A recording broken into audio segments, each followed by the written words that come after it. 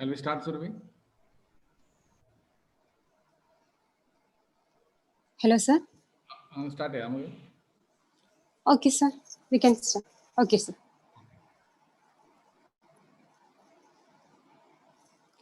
June 19, the day is celebrated in honor of Father of India's library movement, P.N. Panikkar. Recognizing the importance of reading and its influence, World Central Library had initiated some of the activities to promote reading habits. With this aim, we conducted a quiz competition on 19 June 2021. And today, we are going to have another activity and invited talk on use of library and e-resources in engineering and technology by Dr. A.T. Francis, librarian, Kerala Agricultural University. Let's start the program with a silent prayer.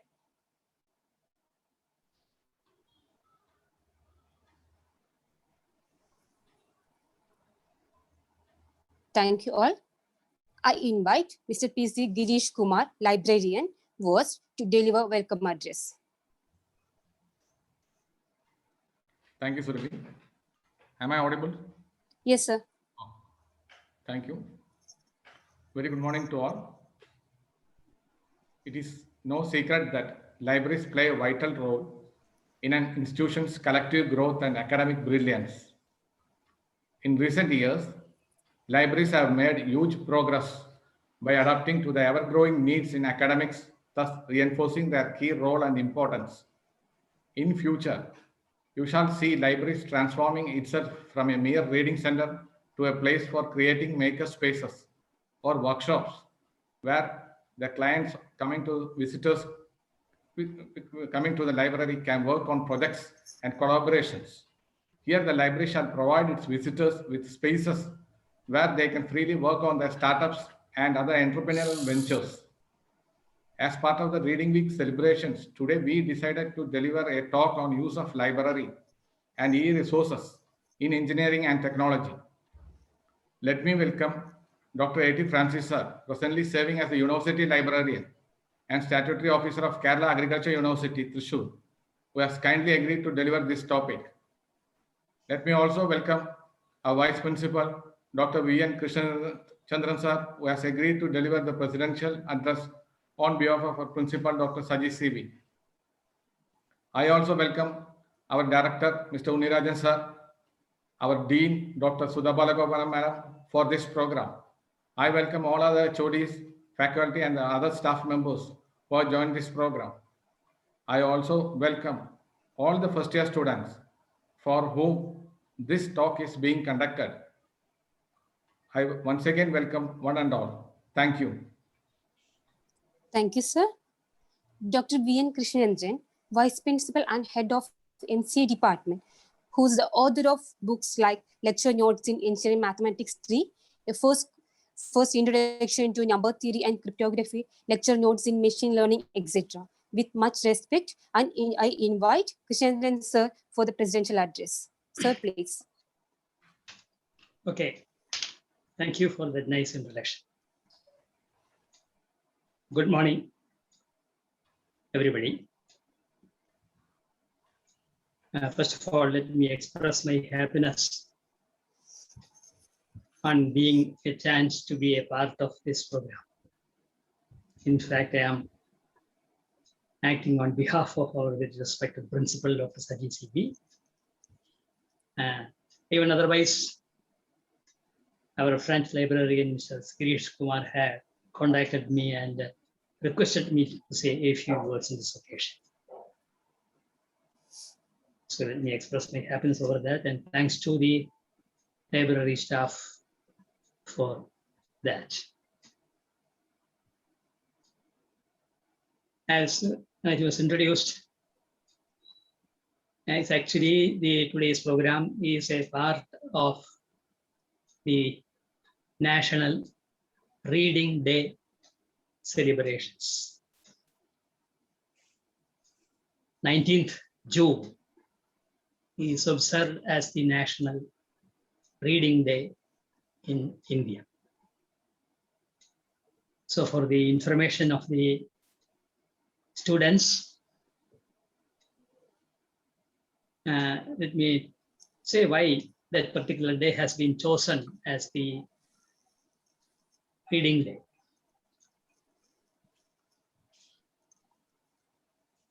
This day, 19th June, happens to be the birthday of Sri P.N. Panikkar. What makes P.N. Panikkar so important in this context is that in the early 60s, 1960s, more than 50 years ago, he started a movement in Kerala called the Library Movement. And that movement was aimed at establishing libraries in all the villages in Kerala. And as a culmination of his efforts, you can see in almost every village across Kerala, there is always a village library, a Gramina Ayanashala. And that movement has done a lot to expand the reading habits of all the Keralites. And these reading habits and the subsequent efforts led to making Kerala one of the totally literate states in Kerala. In the Kerala government declared June 19th as the Kerala Reading Day in 1996. Later, in 2017, Prime Minister Narendra Modi declared that day as National Reading Day, acknowledging the efforts of late P.N. Panikkar in popularizing the library movement in Kerala. But that is a very brief history of the observance of that day. So across Kerala and across all great libraries in the country, the day is being observed and celebrated in various different ways. So in our own college, our library staff have organized two programs. One is a literary quiz was conducted on 19th. And I understand that the prize winners will be, the names of the prize winners will be declared during this program.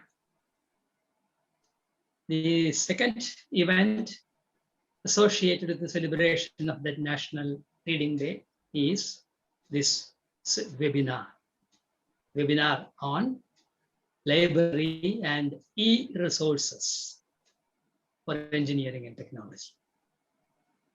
It's a highly relevant topic and it's something which every first year student should attend to. I hope nearly all the students are present here to listen to this topic.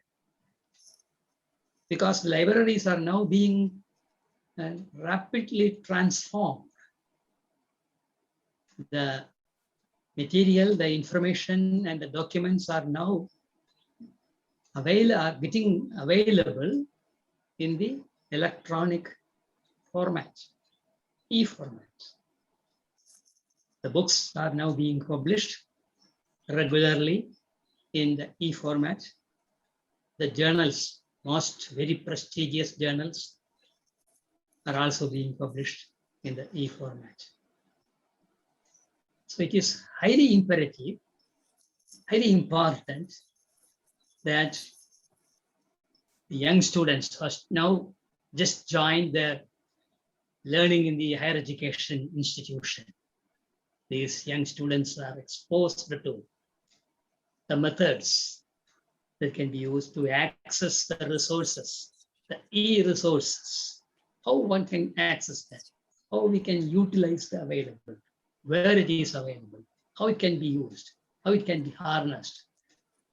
So it's an exposure to these methods is highly important to the young students. So I congratulate the library staff in taking this step.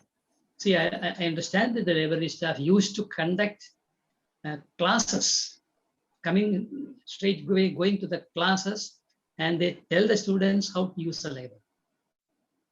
Using a library effectively and efficiently, choosing a book correctly, using it effectively, that requires some understanding. And so some teaching, some learning is absolutely essential. So that used to happen when in the pre-COVID days, every staff used to go to the class and tell the students what resources are available, how can you utilize that. All those things they used to do. Now in the current pandemic situation, such a thing is not possible. So the most suitable thing is to have a webinar on, especially on the e-resources for information and technology. And the main presenter of today's webinar, Dr. A.T. Francis, is a librarian of one of the prestigious universities in Kerala, Kerala Agricultural University. They are formerly Agricultural College. The Agricultural College and the Veterinary University, I think they were established even before the engineering colleges were established. It's much older than the engineering college in Thrissur, that is what I understand. And so it's a great tradition, and the librarian holds a very, very important position in the academic structure of a college.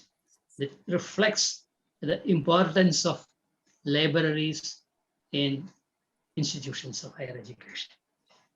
So congratulating the library staff, library department for organizing this webinar. I wish all the young students, all the faculty members who are present here, a pleasant time listening to the talk by our very distinguished guest, Dr. A.T. Francis, the librarian of Kerala Agricultural University. Okay, thank you. Thank you so much for giving me an opportunity to talk here. Thank you very much. Thank you, sir. Thank you for the inspiring words that too from an author. Thank you, sir. Mr. P.N. Unnirajan, IAS retired, Director, Administration, a man of distinct vision and a fountainhead of illuminating ideas. I invite Unnirajan, sir, to offer felicitation. Sir, please.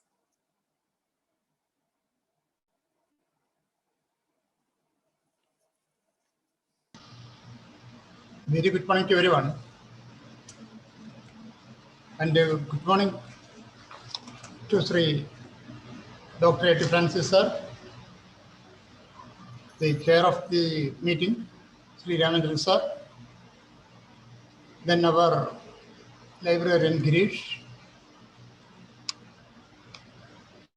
and his supporting team,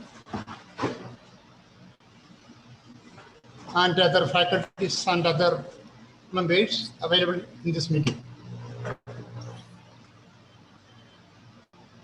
First of all, I would like to express my gratitude and happiness for inviting me to participate in this function. Then for that, I'd like to extend my congratulations to Sri Girish, our librarian, and his team.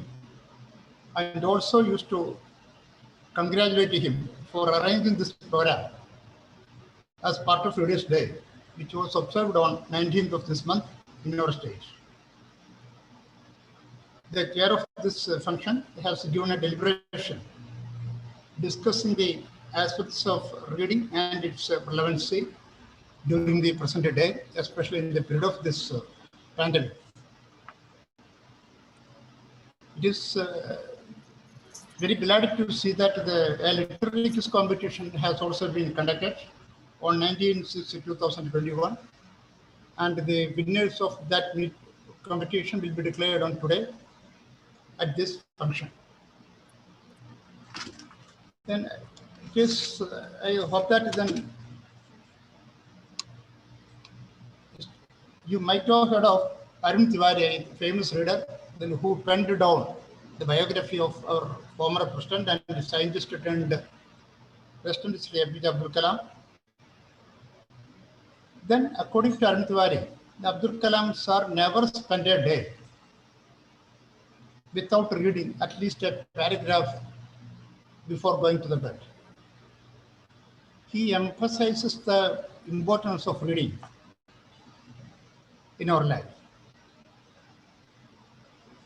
We are well aware that Sri Jawaharlal Nehru, while he was in prison, has written a lot of letters to his daughter, Srimati Indira Gandhi, which was subsequently or later on published in the name of Discovery of India. Then in that book, then we could see that then actually then what has transcribed there, especially during the Independence Day, was serially or chronologically penned down in that book, which gives an insight into the happenings actually of that period. No doubt. So now, especially in this pandemic area, the only front that we can have is books. Whether it is e-reading or using the digital library. But without having a front like a book, or without reading a book, I think that we may not be able to proceed. If we want to widen our knowledge, the horizon of knowledge, no doubt, then we should go through the books.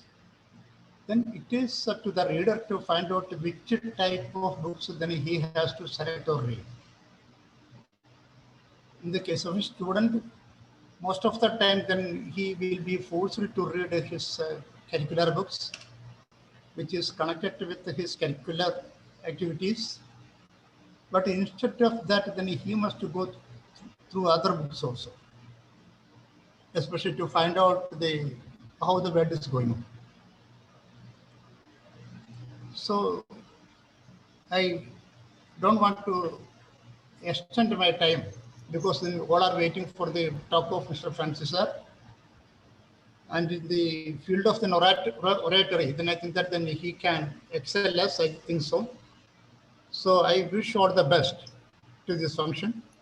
Once again, I congratulate the team and also like to welcome Mr. Francis sir for accepting the invitation of Girish and his team and for coming here to deliver a speech.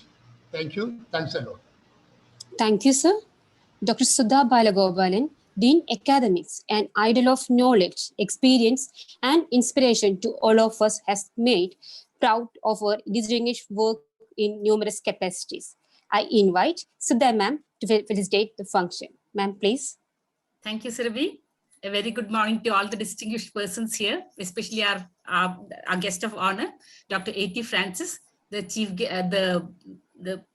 the president of the occasion, our own man of letters, that is Dr. V.N. Krishnachandran sir, as also a person, that is our director, who has been perhaps looking after the law and order for a long time, wherein law and order happens to be an important component of the world of letters. Then again, all the entire library staff led by both Mr. Girish as also Ms. Surabhi.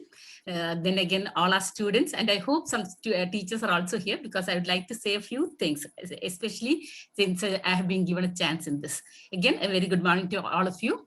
Let me also express my immense happiness at for being invited to say a few words in this occasion, which happens to be a very important day for all of us, because reading, because I too am a voracious reader. I try to read at least 2 books every week, even though in fact, when I do have too many obligations.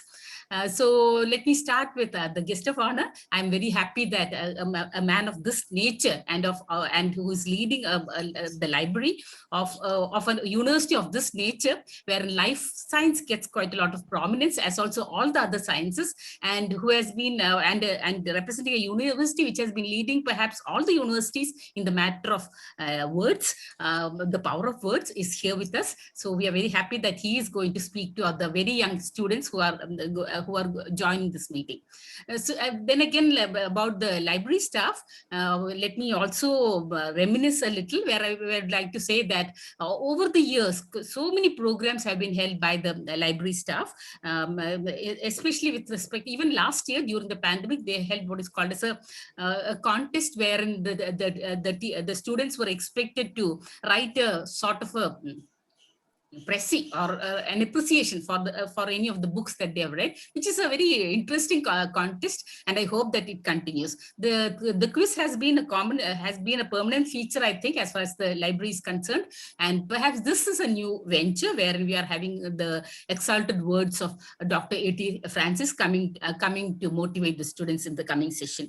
I hope that all in fact, they used to have what are called as library exhibitions, the book exhibition, etc., as a part of the work beyond what is expected out of any kind of library. So I'm very happy that we are with a library which is well stocked, as also well accomplished and well endowed with respect to what is expected in the current days with respect to a library. As also, yeah, of course, our president of the occasion, as was amply projected some time back, is a man of letters, and I think that would be the biggest distinction that I can give to a person of his stature. And of course, we are happy that we also have the directorial board being represented by none other than Mr. Unirajan here. So now coming to the students, of course, the debate as to what is stronger, the word or the pen or the sword is continuing. It can never come to end, because no doubt, okay, in fact, I do believe that the pen is mightier than the sword, and the words that come out of the pen are permanent, and that's more important as against the spoken word. The written word is definitely more powerful. It has to be carefully worded, it has to be carefully floated, it has to be appropriately listened. So that is a very important aspect with respect to what is written, because that remains permanent, and it has to be more motivating. It has to be as good as is possible. So in this context, let me try to announce a particular program that we conducted last semester. This is with respect to the first year students who are a part of this program, and from the first year students we expect a lot, because they are to be with us for 4 long years, and within these 4 long years we expect to convert them into responsible citizens, useful citizens, as also perhaps ethical citizens. So in this, and a lot more. So in this context, let me say that we would like to repeat a program that we held last year, where we would like to give you help, tips, etc., with respect to research writing. Research writing is a different category altogether. We had conducted it as a 3-day program in the last season during the pandemic, during the start of the pandemic. Let me hope that we can conduct it in the middle of July, such that what should be written, how it should be written, why it should be written, and all those kinds of questions can be answered by the students, which essentially requires what is called as a lot of reading. So in this context, I'm happy that today may be a precursor to such events, wherein from reading the facts are internalized, the matter is internalized, the kind of writing is internalized, and ultimately it can be converted to what may be called as the output of every individual who is a reader, and who is a reader, and so we may have writing outputs also, which again I'm very sure that the library will support us in all respects, as they have been supporting all through. So let me again use this opportunity to express my happiness, as also offer my offer the felicitations of the entire institution to this program, and conclude. Thank you. Thank you, ma'am. Such a golden wordings from our own voracious reader and a good poetess. Thank you, ma'am. Was Central Library conducted a quiz competition on the virtual mode on 19 June 2021. The students enthusiastically participated and showcased their brilliance by rapidly answering the questions. Neha Baju, S2 CSE B batch, was declared the winner, and Devapriya CSE S2 B batch has adjudged the runner-up. Congratulations to the winners. The participants will receive a certificate, and the winners will be awarded with the cash prizes of 500 and 300 respectively. And congratulations to the winners and thanks a lot for all the participants.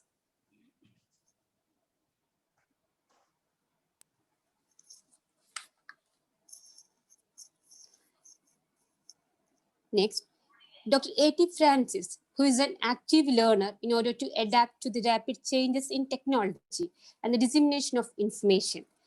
Dr. A.T. Francis is presently serving as the University Librarian and Statutory Officer of Kerala Agricultural University, Thrissur.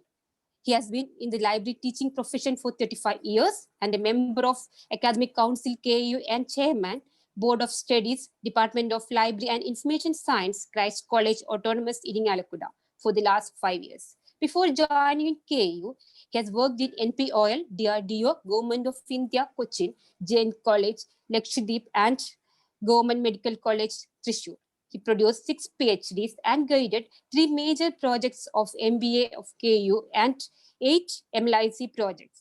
Now he is guiding 4 research scholars for PhD, published 17 books and about 70 papers, and also delivered 2 radio talks in All India Radio, organized more than 30 national seminars, workshops, trainings, book festivals, net coaching for college and university teachers and librarians. He has served as resource person, expert in several programs of UGC, ICAR, universities, etc.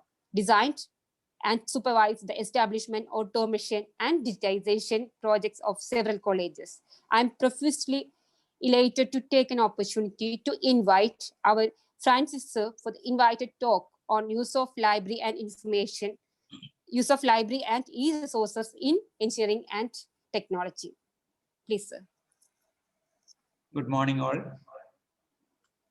Respected librarian, principal, vice principal, director administration, dean academics, assistant librarian, library staff, and dear participants. It is very much delighted to see that the Vidya Academy or Engineering College is organizing a good program, or the Vidya Engineering College is giving maximum importance for reading and library. Here,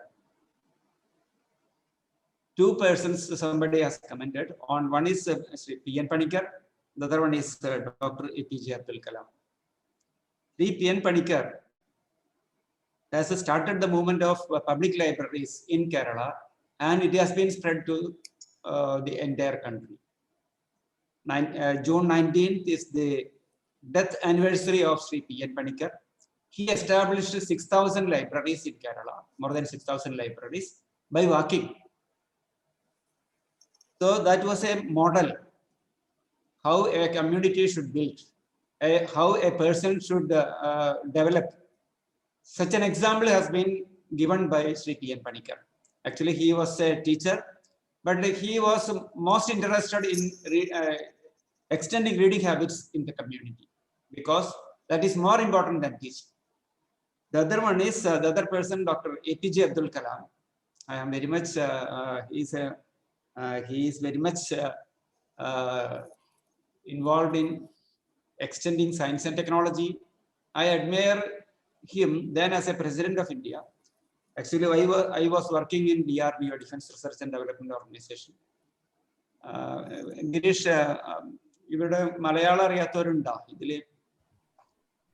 പറഞ്ഞോണ്ട് കുഴപ്പമുണ്ടോ? ഇല്ല, കുഴപ്പമില്ല. Okay, അങ്ങനെയെങ്കിൽ ഞാൻ സ്ലൈഡൊക്കെ ഇംഗ്ലീഷിൽ തന്നെയാണ്, മലയാളത്തിൽ പറയട്ടെ എന്ന് വിചാരിക്കുക. ഒന്ന്, P.N. പണിക്കര് നമ്മുടെ നാട്ടില് അത്രയ്ക്കധികം മാറ്റം വരുത്തിയ ആളാണ്. ലിറ്ററസി മൂവ്മെന്റിനെ അക്കം കൂട്ടിയ ആളാണ്. എന്നാൽ നമ്മുടെ ഇന്നത്തെ അവസ്ഥ ഒന്ന് പരിശോധിച്ചാലേ, വിലയിരുത്തിയാലേ, നമ്മുടെ പബ്ലിക് ലൈബ്രറി എന്ന് പറയുന്ന സംവിധാനം, പീപ്പിൾസ് യൂണിവേഴ്സിറ്റി എന്നാണ് പബ്ലിക് ലൈബ്രറി പറയുന്നത്. പീപ്പിൾസ് യൂണിവേഴ്സിറ്റീസ്, ജനങ്ങളുടെ സർവകലാശാല എന്ന് പറയുന്നത്. ഈ പീപ്പിൾസ് യൂണിവേഴ്സിറ്റിക്ക് വേണ്ടി നമ്മൾ പ്രത്യേകമായി ടാക്സ് കൊടുക്കുന്നുണ്ട്, നികുതി കൊടുക്കുന്നുണ്ട്. എല്ലാ മനുഷ്യരും, കേരളത്തിലെ സകല മനുഷ്യരും, ഇവിടെ താമസിക്കുന്ന സകല മനുഷ്യരും, ഇവിടുത്തെ ഭൂമി ഉണ്ടാവണമെന്നില്ല, താമസിക്കുന്ന ഓരോരുത്തരും ലൈബ്രറി സെസ് എന്ന് പറഞ്ഞിട്ട് ടാക്സ് കൊടുക്കുന്നുണ്ട്. നിർഭാഗ്യവശാൽ നമുക്ക് 1000 പഞ്ചായത്തുകളുണ്ട്, 69 പഞ്ചായത്തിലെ ലൈബ്രറിയുള്ളൂ. അപ്പൊ PN പണിക്കരി ആരംഭിച്ച ഈ മൂവ്മെന്റ് സെപ്പറേറ്റ് ലൈബ്രറി സെസ് പിരിച്ചിട്ട് പോലും നമുക്ക് ലഭിക്കുന്നില്ല എന്ന് പറഞ്ഞാൽ നമ്മുടെ ലൈബ്രറിയെ കുറിച്ചുള്ള അല്ലെങ്കിൽ വായനയെ കുറിച്ചുള്ള അറിവ് വളരെ കുറവാണ്. അത് ഒരു അവകാശമാണ്. വാസ്തവത്തിൽ വേറെ ഒരു സാധനത്തിന് സെപ്പറേറ്റ് ടാക്സ് പിരിക്കുന്നില്ല ഈ കേരളത്തിലോ അല്ലെങ്കിൽ ഇന്ത്യയിലോ. ലൈബ്രറിക്ക് മാത്രമാണ് സെപ്പറേറ്റ് ടാക്സ് പിരിക്കുന്നത്. അപ്പൊ എങ്ങനെയാണ് ഇതിന്റെ അവയർനെസ് എന്ന് ചോദിച്ചാൽ നമ്മുടെ അവകാശം. രണ്ടാമത്തെ കാര്യം, ഇപ്പൊ റീഡിംഗ് എന്ന് പറയുന്ന അവസ്ഥ വളരെയധികം മാറ്റം വരുത്തേണ്ടിയിരിക്കുന്നു. മറ്റൊന്ന്, ഡോക്ടർ അബ്ദുൽ കലാം ഞാൻ DRDO ജോലി ചെയ്യുമ്പോൾ NPOL നേവൽ ഫിസിക്കൽ ആൻഡ് ഓഷനോഗ്രാഫിക് ലബോറട്ടറിയിൽ ജോലി ചെയ്യുന്ന സമയത്ത് അദ്ദേഹം അവിടെ ഈ ലൈബ്രറി ലാബ് വിസിറ്റ് ചെയ്യാനായിട്ട് വന്നു. കാക്കനാടാണ്. അങ്ങനെ ഞാൻ അവിടെ ലൈബ്രറിയൻ എന്നല്ല ഡെസിഗ്നേഷൻ, സയന്റിസ്റ്റ് എന്നാണ് ഡെസിഗ്നേഷൻ. സയന്റിഫിക് അസിസ്റ്റന്റ്, സയന്റിസ്റ്റ് എന്നാണ് ഡെസിഗ്നേഷൻ. 5 കൊല്ലം കഴിഞ്ഞാൽ സയന്റിഫിക് അസിസ്റ്റന്റ്, സയന്റിസ്റ്റ് ആയിട്ട് പ്രൊമോഷൻ ആവും. അങ്ങനെ സയന്റിസ്റ്റ് BCDEFGH അങ്ങനെ പോകും. അങ്ങനെ ഈ സയന്റിഫിക് സ്റ്റാഫ് അസോസിയേഷന്റെ ഒരു ജോയിന്റ് സെക്രട്ടറി ആയിരുന്നു ഞാൻ. അദ്ദേഹത്തെ കാണാൻ അവസരം ഉണ്ടായി. അദ്ദേഹം ഞാൻ ലൈബ്രറി സ്റ്റാഫാണ് എന്ന് പറഞ്ഞ വശം ഒറ്റ ശക്തിയിൽ പറഞ്ഞ കാര്യമാണ്, നിങ്ങൾ അവിടത്തെയുള്ള സയന്റിസ്റ്റുമാർക്ക്, മറ്റ് സയന്റിസ്റ്റുമാർക്ക് വേണ്ട എല്ലാ ഇൻഫർമേഷനും, എനി ഇൻഫർമേഷൻ എത്തിച്ചു കൊടുക്കാനായിട്ടുള്ള ജോലി നിങ്ങൾ ചെയ്യുന്നുണ്ടെങ്കിൽ മാത്രമേ നിങ്ങൾ ലൈബ്രറി സയന്റിസ്റ്റ് ആയിട്ട് വർക്ക് ചെയ്യുന്നതിൽ അർത്ഥമുള്ളൂ.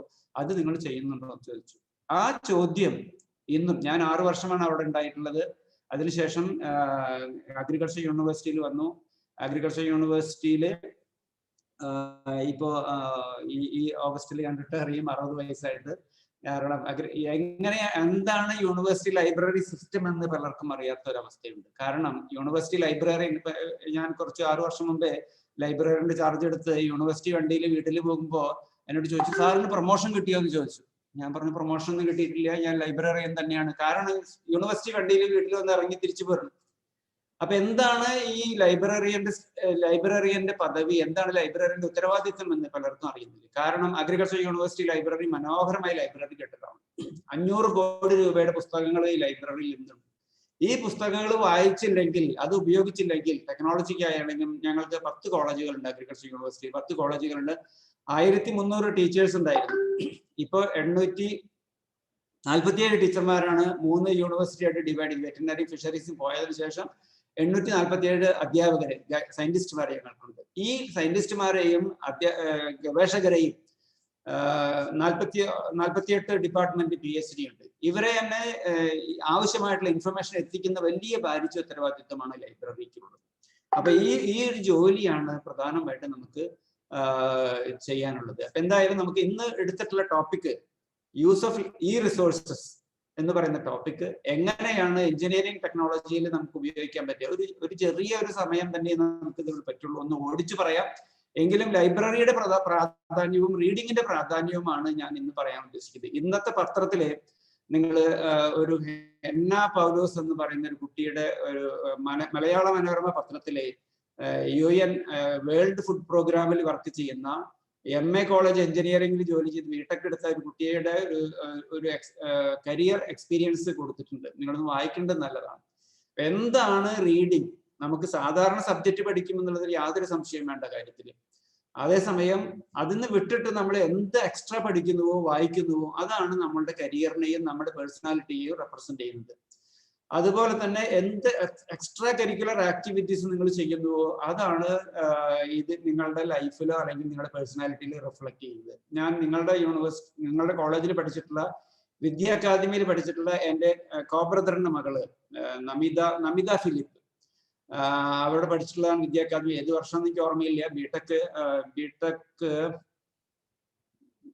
ബിടെക് പഠിച്ച് ഇലക്ട്രിക്കൽ എഞ്ചിനീയറിംഗ് പഠിച്ച് SRM കോളേജിൽ MTech കഴിഞ്ഞ് അപ്പൊ ഒക്കെ IEEE പേപ്പർ എഴുതലും കോൺഫറൻസുകളിൽ പോലും അങ്ങനെ കുറെ അധികം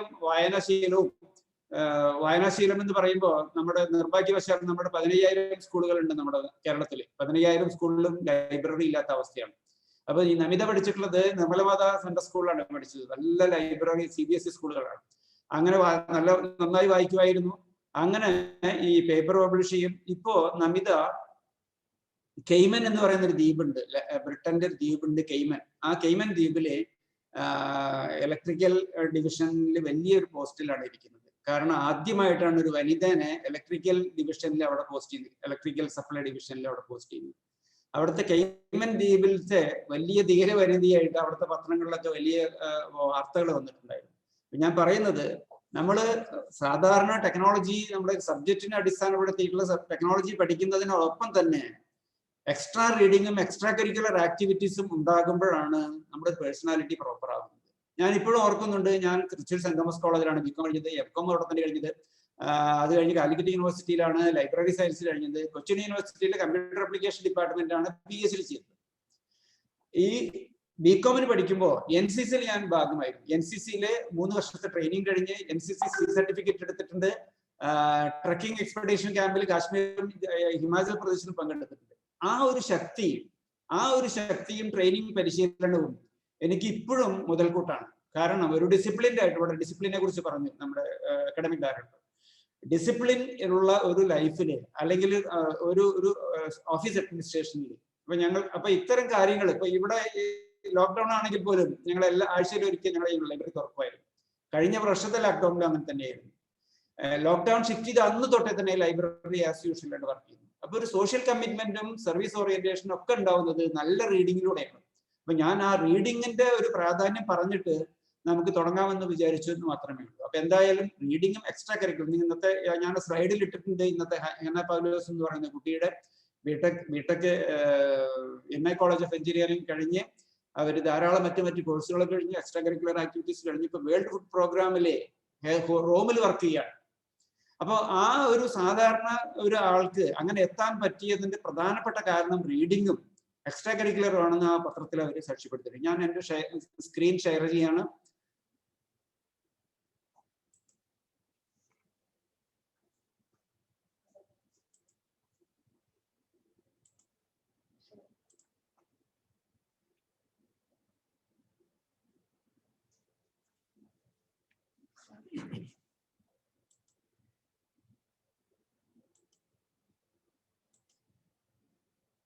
സ്ക്രീൻ കാണാനുണ്ടോ? കാണാനുണ്ട്. ഓക്കെ, ഇതാണ് ടോപ്പിക്. എൻ്റെ ഇമെയിൽ ID ഇതിൽ കൊടുത്തിട്ടുണ്ട്. നിങ്ങളെ എന്തായാലും ഈ റീഡിംഗ് വീക്കിൽ ഇങ്ങനെ ഒരു പ്രോഗ്രാം നടത്തിയതിൽ വളരെ അഭിനന്ദിക്കുന്നു. നിങ്ങളുടെ വിദ്യ എഞ്ചിനീയറിംഗ് കോളേജിനെയും ലൈബ്രറി ഗിരീഷിനെയും സുരഭിയൊക്കെ. കാരണം സാധാരണ പുസ്തകം അടക്കി വെക്കാനും പുസ്തകം കൊടുക്കാനും ഒക്കെ എല്ലാവർക്കും പറ്റും. പക്ഷെ അതിന്ന് വിട്ടിട്ട് ഒരു ലൈബ്രറിയെ അല്ലെങ്കിൽ വായനയെ, പുസ്തകത്തെ കുട്ടികളുടെ തലയിലേക്ക് കയറ്റുക, അധ്യാപകരുടെ തലയിലേക്ക് കയറ്റുക എന്നുള്ളത് തന്നെയാണ് ഒരു ലൈബ്രറിയുടെ പ്രധാനപ്പെട്ട കടമ. അതിന് ഏറ്റവും ഉത്തമമായ പരിപാടികൾ അവിടെ നടത്തുന്നു എന്നറിഞ്ഞതിൽ ഞാൻ ഗിരീഷിനെയും സെർവിയെയും നിങ്ങളുടെ പ്രിൻസിപ്പൽ തുടങ്ങിയിട്ടുള്ള എല്ലാ അഡ്മിനിസ്ട്രേഷൻ സപ്പോർട്ട് ഇല്ലെങ്കിൽ ഒന്നും നടക്കില്ല.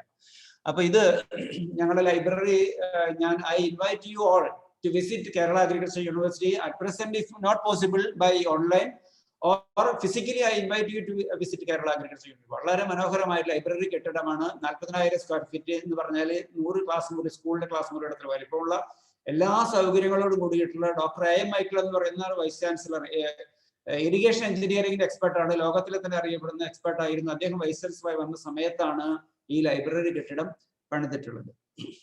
അപ്പൊ what is learning? Learning is the process of acquiring new understanding, knowledge, behavior, skills, values, attitudes, and preferences. It starts at birth and continues till death. Normally, it is being happened as a consequence of ongoing interactions between people and their environment. ഞാൻ ആവശ്യമുള്ളത് മാത്രമേ explain ചെയ്യുള്ളൂ. അല്ലെങ്കിൽ ഞാൻ slide നിങ്ങൾക്ക് കുട്ടികൾക്ക് ആവശ്യമുള്ളവർക്കോ ആരെങ്കിലും ആവശ്യമുള്ളവർക്കോ already send ചെയ്തിട്ടുണ്ട്. You can collect from the library. So what is e-learning? E-learning is based on electronic resources, computer, internet, and other IT systems, forms the major components of e-learning. E-learning is also known as network-enabled transfer of skills and knowledge. Delivery of education is made to a large number of participants at the same or different times.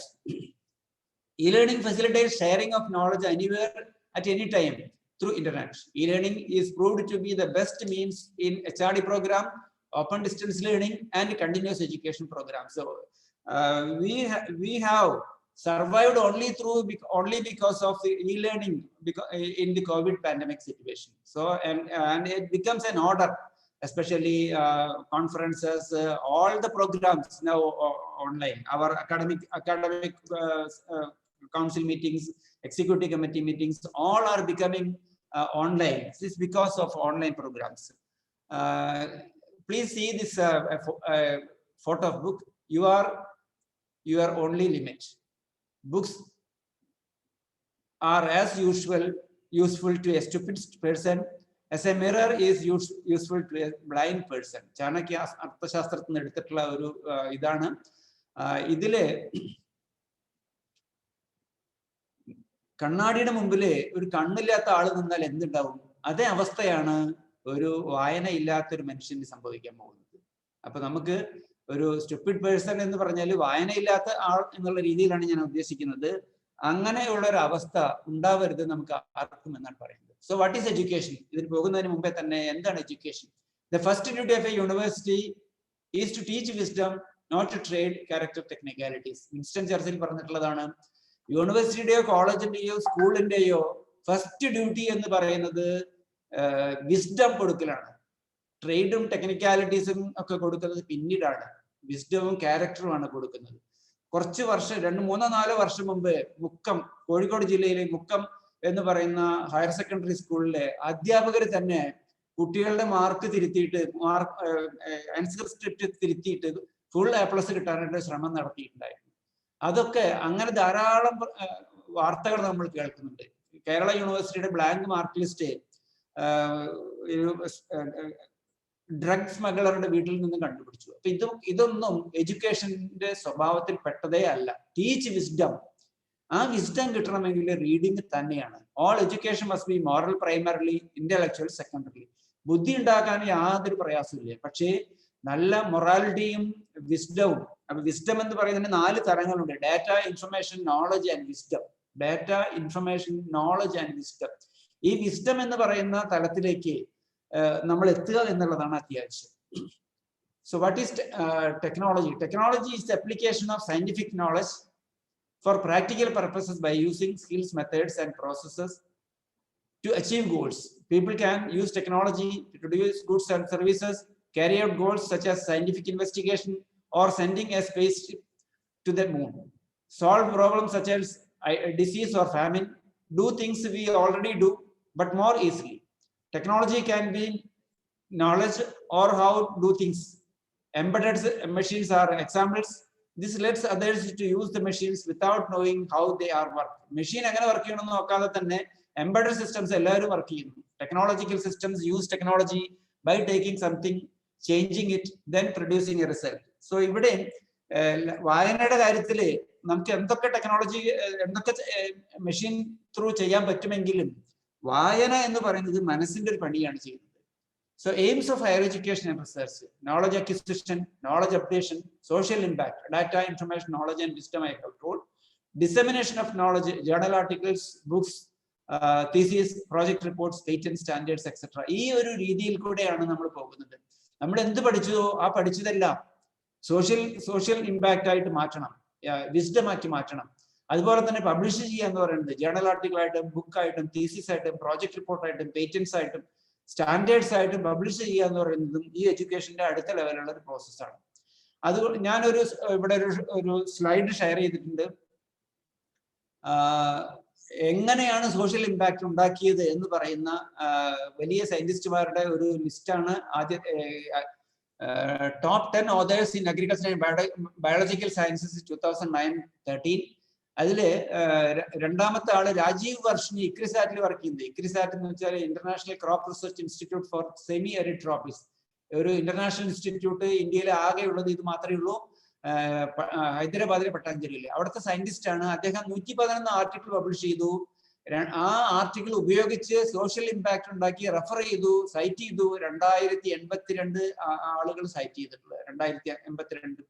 അദ്ദേഹത്തിന്റെ H index, അതായത് social impact assess ചെയ്യുന്ന ഒരു മെഷറാണ് H index. അത് 25 കിട്ടി. 4ാമത്തെ സീരിയലിസ്റ്റ് കിടക്കുന്ന ശർമ്മ എന്ന് പറയുന്ന ആള് ബാബ അറ്റോമിക് റിസർച്ച് സെന്ററിൽ വർക്ക് ചെയ്യുന്ന 170 പേപ്പർ പബ്ലിഷ് ചെയ്തു.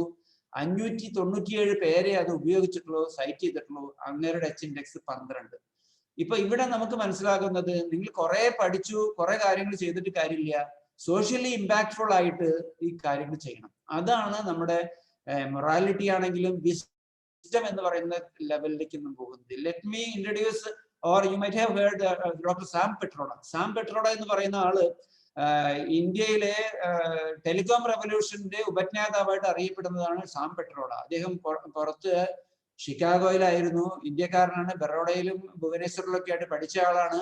അദ്ദേഹത്തെ രാജീവ് ഗാന്ധിയും ഗവൺമെന്റ് ഓഫ് ഇന്ത്യയും ഒക്കെ കൊണ്ടുവന്നിട്ട് പറഞ്ഞു നമ്മുടെ നാട്ടിലേക്ക് വേണ്ടി എന്തെങ്കിലും ചെയ്തുകൂടെ എന്ന് പറഞ്ഞു. അങ്ങനെ അദ്ദേഹം തിരിച്ചു വന്നു. രാഷ്ട്രീയക്കാരുടെ ഇടപെടരുത് എന്ന് പറഞ്ഞ് അദ്ദേഹം ഒരു CDOT എന്ന് പറഞ്ഞൊരു സ്ഥാപനം സ്ഥാപിച്ചു, centre for development of telematics.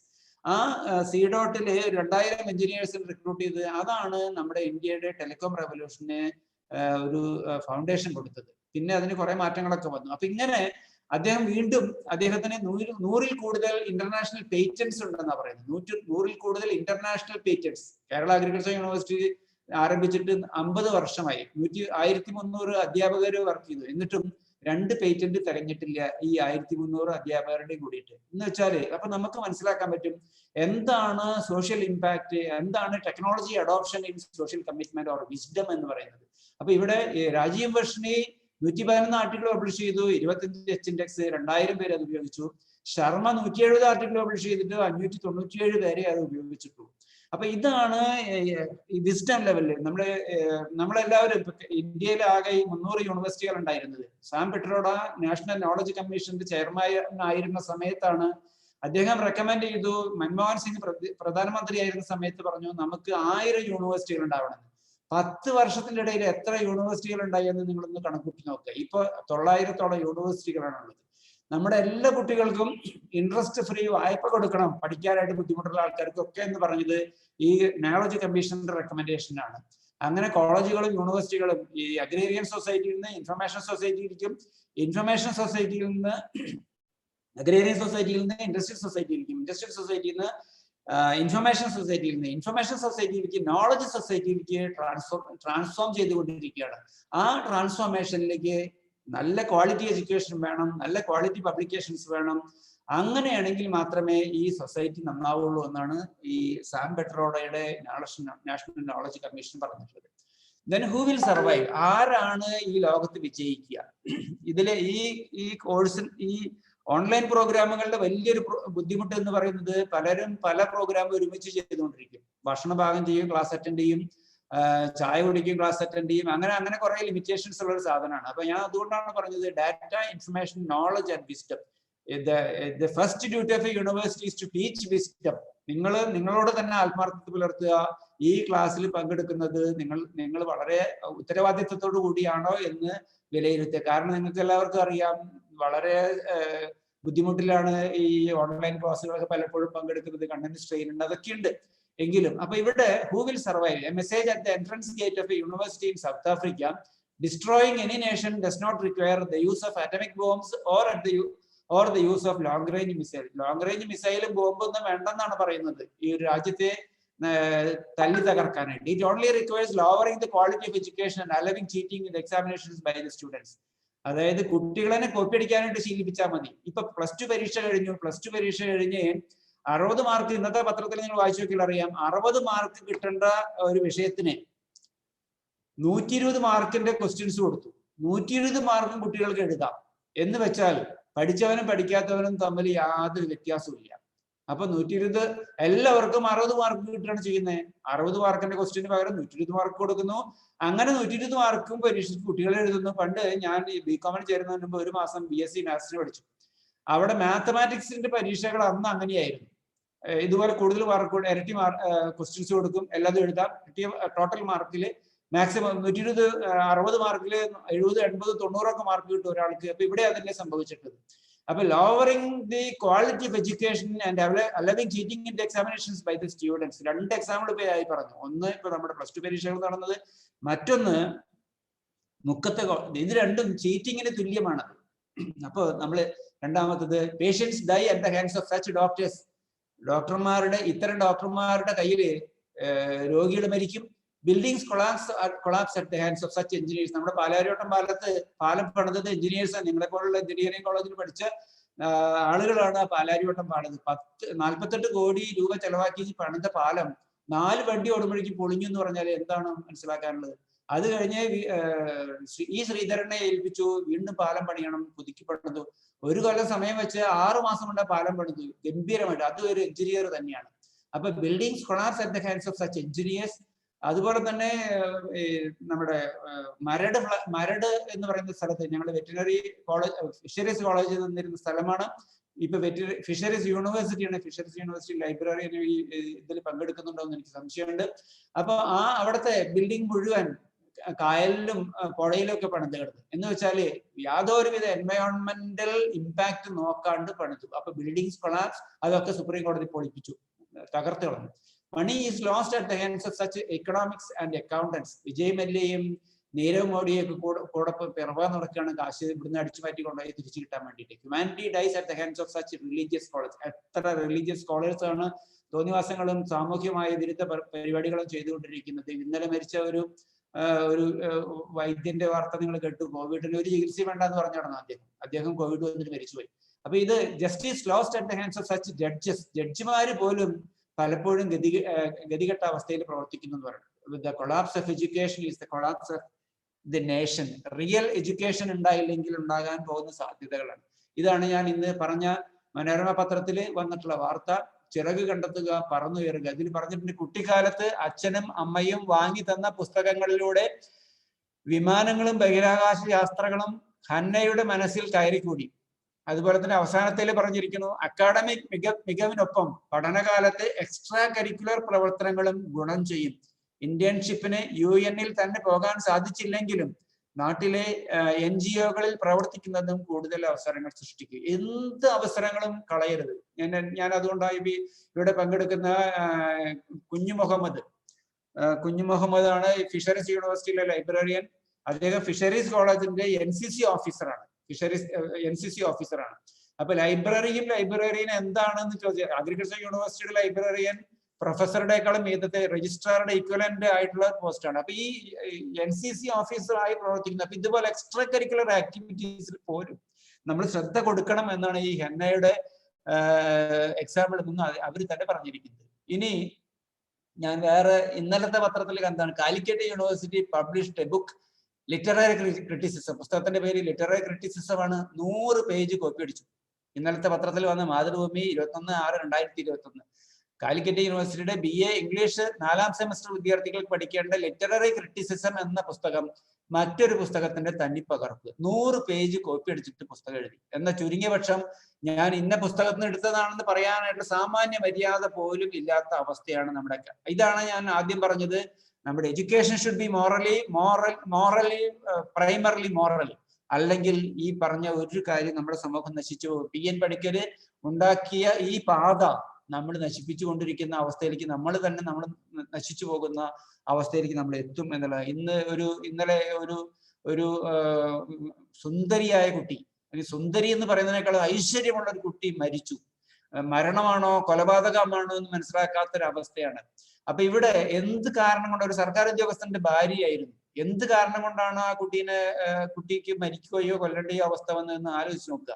ഇതാണ് വിസ്ഡം ഇല്ലാത്തൊരു സമൂഹം. വിസ്ഡം ഇല്ലാത്ത സമൂഹത്തിൽ എന്തൊക്കെ സംഭവിക്കും?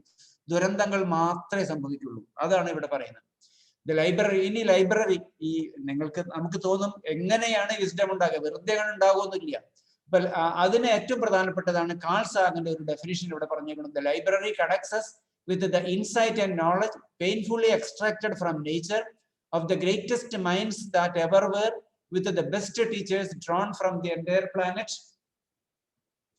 and from all our history to instruct us without tiring and to inspire us to make our own contribution to the collective knowledge of human species. I think the health of our civilization, the depth of our awareness about the underpinnings of our culture, our concern for future can all be tested by how well we support our libraries. നമ്മൾ എങ്ങനെ ലൈബ്രറിയെ support ചെയ്യുന്നുവോ അതുപോലെ ഇരിക്കും. ലൈബ്രറിയെ support ചെയ്യാൻ തുടങ്ങിയാൽ library ഉപയോഗിക്കുക, വായിക്കുക എന്നുള്ളതാണ്. Readers are treated as patrons, kings and queens എന്നാണ് പറയുന്നത്. അപ്പൊ വായനയെ ലൈബ്രറിയുടെ പേട്രൺസ് എന്നാണ് പറയുന്നത്. ആ വായനക്കാരെ പ്രിൻസിപ്പൽ തൊട്ട് പ്യൂൺ വരെയുള്ള ആളുകൾ കോളേജിലാണെങ്കിലും സ്കൂളിലാണെങ്കിലും യൂണിവേഴ്സിറ്റിയിലാണെങ്കിലും നിർഭാഗ്യവശാൽ PN പണിക്കർ തുടങ്ങി വെച്ച പാതയിൽ എന്താണ് നമ്മുടെ അപ്പോഴത്തെ അവസ്ഥ നോക്കുക. 15,000 schools in Kerala are run without libraries and librarians. അപ്പോ അന്ന് അങ്ങനെയാണെങ്കിൽ ലൈബ്രറി വേണ്ടാത്തതാണെങ്കിൽ സെൻട്രൽ സ്കൂളിലും നവോദയ വിദ്യാലയത്തിലും CBSE സ്കൂളിലും ICSE സ്കൂളിലൊന്നും ലൈബ്രറി വേണ്ടല്ലോ. പക്ഷേ അങ്ങനെയല്ല. അതായത് IAS പഠിക്കുന്ന സ്കൂളില് ലൈബ്രറി ഉണ്ട്, ലൈബ്രറിയനുണ്ട്. CBSE സ്കൂളിൽ പൈസക്കാരുടെ മക്കൾ പഠിക്കുന്ന സ്കൂളിൽ ലൈബ്രറി ഉണ്ട്, ലൈബ്രറിയൻ ഉണ്ട്. ഇനി സ്റ്റേറ്റ് സ്കൂളില് അന്ന് 55 ലക്ഷം കുട്ടികൾ പഠിച്ചിരുന്നപ്പോൾ 35 ലക്ഷമായി. അവിടെ ഒന്നും ലൈബ്രറി ഇല്ല, ലൈബ്രറി അവറും ഇല്ല. ഇത് അപ്പൊ എന്താ സംഭവിക്കുന്നത്? ഒരു വലിയൊരു വിഭാഗം വായനയും വിജ്ഞാനവും വിവേകവും ഇല്ലാത്തവരായി മാറുന്നു. ഇത് സമൂഹത്തിൽ വലിയ ഗതികേട് ഉണ്ടാക്കി തീർക്കുന്നു. അങ്ങനെ പലർക്കും ആത്മഹത്യ, കൊലപാതകം, ഡ്രഗ് അഡിക്ഷൻ, ലോട്ടറി. മിനിയാന്ന് പത്രത്തിൽ വായിച്ചിട്ടുണ്ടാവും 65 കോടി രൂപയുടെ മറ്റു മദ്യം വിറ്റുന്നവരുണ്ട് ഒറ്റ ദിവസം കൊണ്ട്. അതിന് യാതൊരു കോവിഡ് മാനദണ്ഡവും പാലിക്കാൻ പറ്റാത്ത രീതിയിലാണ് മദ്യവിൽപ്പന നടന്നത്. ഇത് ലോട്ടറി തുടങ്ങിയിരിക്കുന്നു. അപ്പൊ ഇവിടെ കോവിഡ് മാനദണ്ഡങ്ങൾ പോലും പരിഗണിക്കണം എന്ന് പറയുന്ന വിവേകം നമുക്ക് നഷ്ടപ്പെടുന്നു റീഡിംഗ് ഇല്ലാത്തത് കൊണ്ട്. ഇനി ഞാൻ മൂന്നാമത്തെ ആള്, രണ്ടാളെ ഞാൻ പറഞ്ഞു, PN പണിക്കര്, ഡോക്ടർ അബ്ദുൽ കലാം. മൂന്നാമത്തെ ആള് doctor SR Ranganathan. He is known as A father of library science in India. In July 1923 the university, അദ്ദേഹത്തിന്റെ പുസ്തകത്തിലുള്ള ഒരു കൊട്ടേഷൻ ആണിത്. The University of Madras created the post of university librarian. In November, I was appointed as the first librarian. I was then teaching mathematics in Presidency College, Madras, one of the constituent college. യൂണിവേഴ്സിറ്റിയുടെ സ്വന്തം കോളേജില് mathematics professor ആയിരുന്നു PN Panicker. അദ്ദേഹത്തെ SR Ranganathan അദ്ദേഹത്തെ ലൈബ്രറിയനായിട്ട്, university ലൈബ്രറിയനായിട്ട് നിയമിച്ചു. അന്ന് ഇവിടെ library science course ഇല്ല. അദ്ദേഹത്തെ ലണ്ടനിൽ വിട്ട് ലൈബ്രറി സയൻസ് കോഴ്സ് കഴിഞ്ഞ് തിരിച്ചു വന്നു. നിർഭാഗ്യവശാൽ നമ്മുടെ കേരളത്തിലത്തെ 14 യൂണിവേഴ്സിറ്റിയിലും റെഗുലർ ലൈബ്രറിയില്ല, ഇൻചാർജ് ലൈബ്രറിയന്മാരാണ്. എഞ്ചിനീയറിംഗ് കോളേജിലും മെഡിക്കൽ കോളേജുകളിലും UGC സ്കെയിൽ കൊടുത്തിട്ടില്ല, അല്ലെങ്കിൽ AICT സ്കെയിൽ കൊടുത്തിട്ടില്ല. ഗവൺമെന്റ് എഞ്ചിനീയറിംഗ് കോളേജിലും ഒന്നും കൊടുത്തിട്ടില്ല. ഗവൺമെന്റ് കോളേജുകളിലും UGC സ്കെയിൽ കൊടുത്തിട്ടില്ല. 15,000 സ്കൂളുകളും ലൈബ്രറിയിലേ വർക്ക് ചെയ്തു. 1923 ബ്രിട്ടീഷുകാർ നടത്തിയിരുന്ന യൂണിവേഴ്സിറ്റിയെ അന്ന് ലൈബ്രറി ഇല്ലാണ്ട് പ്രവർത്തിച്ചില്ല എന്നുള്ളതാണ്. അപ്പൊ ക്വാളിറ്റി ഓഫ് എഡ്യൂക്കേഷൻ എന്താണെന്ന് ഇവിടെ നിന്ന് മനസ്സിലാകും. അപ്പൊ ലൈബ്രറി ആൻഡ് ഡിജിറ്റൽ ലൈബ്രറി ടോപ്പിക്കിലേക്ക് വരികയാണ് ചെയ്യുന്നത്. Library is A conventional library is a collection of books, journals, etc. Digital library is a collection of digital objects that can include text, audio, video, multimedia, etc. Organizing, storing, retrieving files in collection of books, e-books, journals എല്ലാം കൂടി ഇതാണ്. എന്താണോ physical ലൈബ്രറിയിലുള്ളത് അത് മുഴുവൻ digital ഫോർമാറ്റിൽ കിട്ടുന്നു എന്നുള്ളതാണ് digital ലൈബ്രറിയിലെ വ്യത്യാസം. എന്നാൽ ഡിജിറ്റൽ ലൈബ്രറി ഉപയോഗിക്കുമ്പോൾ ഇന്നത്തെ ലൈബ്രറി, ഇന്റർനെറ്റ് തന്നെ വലിയൊരു ലൈബ്രറി, ലോകത്തെ ഏറ്റവും വലിയ ലൈബ്രറി, ഡിജിറ്റൽ ലൈബ്രറി ഏതാണെന്ന് ചോദിച്ചാൽ ഇന്റർനെറ്റ് ആണെന്ന് പറയുന്നത്. പക്ഷേ ഇന്റർനെറ്റിലെ ലൈബ്രറി ഉപയോഗിക്കുമ്പോൾ ശ്രദ്ധിക്കേണ്ട കാര്യം, ഇത് ഹിന്ദുവിൽ വന്നിട്ടുള്ള 19 വന്നിട്ടുള്ള ഒരു വാർത്തയാണ്. 86% internet users are being gived by fake news survey. 86% internet കൂടെ വരുന്നത് ഫേക്ക് ന്യൂസ് ആണ്. മിനിഞ്ഞാന്ന് 4-ാം നാളുമായിട്ട് മധ്യപ്രദേശിലോ മറ്റോ ഒരു മാങ്ങയെ കുറിച്ച് വന്നിട്ടുണ്ടായിരുന്നു വലിയ വാട്സാപ്പ് ന്യൂസുകൾ. അതായത് ഒരു മാങ്ങയ്ക്ക് 21,000 രൂപയും 1 കിലോ മാങ്ങയ്ക്ക് 3 ലക്ഷം രൂപയായിട്ടൊരു ചുവന്ന മാങ്ങ ഇറങ്ങിയിട്ടുണ്ട്. മൊത്തം നുണയെന്നാ പറയുന്നത്. അപ്പൊ ഇതുപോലെയുള്ള ധാരാളം തട്ടിപ്പുകൾ ഉള്ള സ്ഥലമാണ് ഇന്റർനെറ്റ്. അപ്പൊ ഇന്റർനെറ്റിൽ നിന്ന് നമ്മൾ വാർത്ത എടുക്കുമ്പോൾ നല്ല ശ്രദ്ധ വേണം എന്ന് മാത്രമേ പറയുന്നുള്ളൂ. എന്ത് വാർത്ത എടുക്കണ്ടെന്നാലും വിവരങ്ങൾ എടുക്കണ്ടെന്നല്ല പറയുന്നത്, എടുക്കണം. എങ്ങനെ എടുക്കണം എന്നുള്ളത് പരിശീലിക്കണം. അതിന് ലൈബ്രറി അതിന് വേണ്ടതിന്റെ പരിശീലനങ്ങൾ നൽകണം.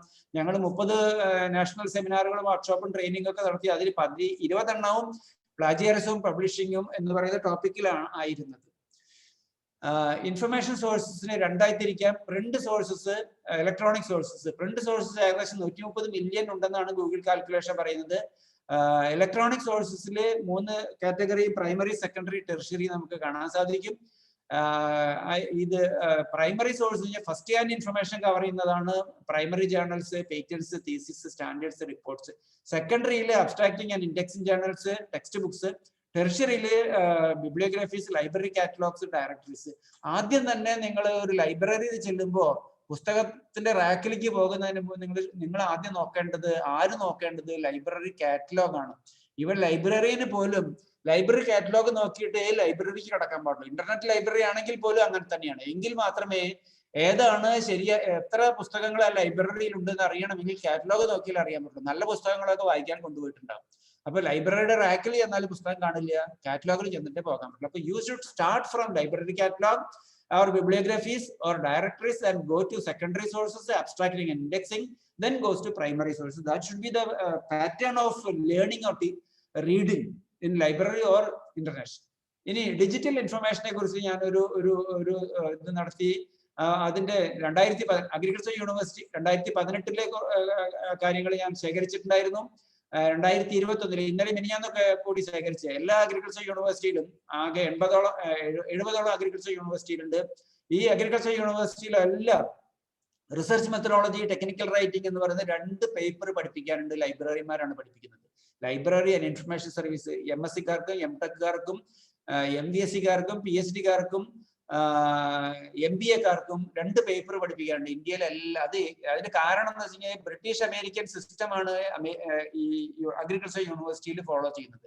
ലൈബ്രറിയൻ അക്കാഡമിക് കൗൺസിൽ മെമ്പർ ആണെന്ന് പറഞ്ഞാൽ നിങ്ങൾക്ക് മനസ്സിലാകാം എന്തുമാത്രം ഹയർ പൊസിഷനാണ് ലൈബ്രറിയന് കൊടുത്തിട്ടുള്ളത്. അത് ബ്രിട്ടനിലും അമേരിക്കയിലും അങ്ങനെയാണ് ചെയ്തിട്ടുള്ളത്. അപ്പൊ 2 പേപ്പർ പഠിപ്പിക്കാറുണ്ട്. അതിനുവേണ്ടി ഞാൻ ശേഖരിച്ചുകൊണ്ടിരുന്നതാണ്. 2018 നോക്കി ഇക്കണോമിക്സിന് കൊടുത്തപ്പോൾ 44 കോടി, ഇന്നലെ മിനിഞ്ഞാന്ന് നോക്കിയപ്പോൾ 176 കോടി, മാനേജ്മെന്റിൽ 292 കോടി, 778 കോടി, അഗ്രികൾച്ചർ 50 കോടി, 122 കോടി, ഹിസ്റ്ററി 360 കോടി, 648.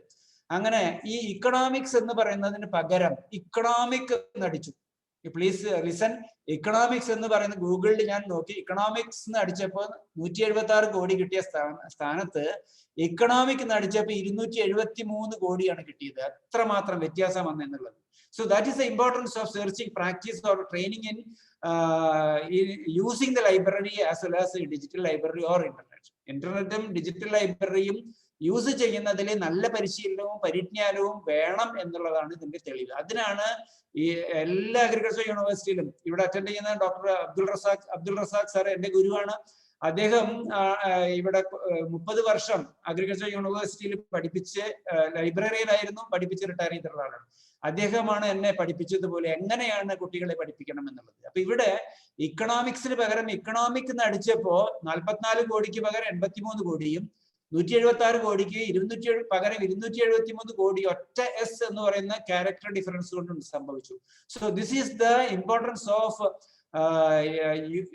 care should be taken while searching internet or using library. Catalogue, physical catalogue നോക്കുമ്പോഴും അത് തന്നെയാണ് സ്ഥിതി. അപ്പൊ ഇത് നിങ്ങളുടെ ഓരോരുത്തരുടെയും ശ്രദ്ധയിലുണ്ടാകണം. ഇതിനാണ് അധ്യാപകരെയും വിദ്യാർത്ഥികളെയും പഠിപ്പിക്കണം എന്ന് പറയുന്നത്. കഴിഞ്ഞ കൊല്ലം ഇന്ത്യൻ കൗൺസിൽ ഓഫ് അഗ്രികൾച്ചർ റിസർച്ചിന്റെ ഡെപ്യൂട്ടി ഡയറക്ടർ ജനറൽ ഇവിടെ ലൈബ്രറി യൂണിവേഴ്സിറ്റി വിസിറ്റ് ചെയ്യാൻ വന്നിരുന്നു അക്രഡിറ്റേഷൻ പ്രോസസ്സിന്റെ ഭാഗമായിട്ട്. അദ്ദേഹം പറഞ്ഞ ഒറ്റ ചോദ്യം,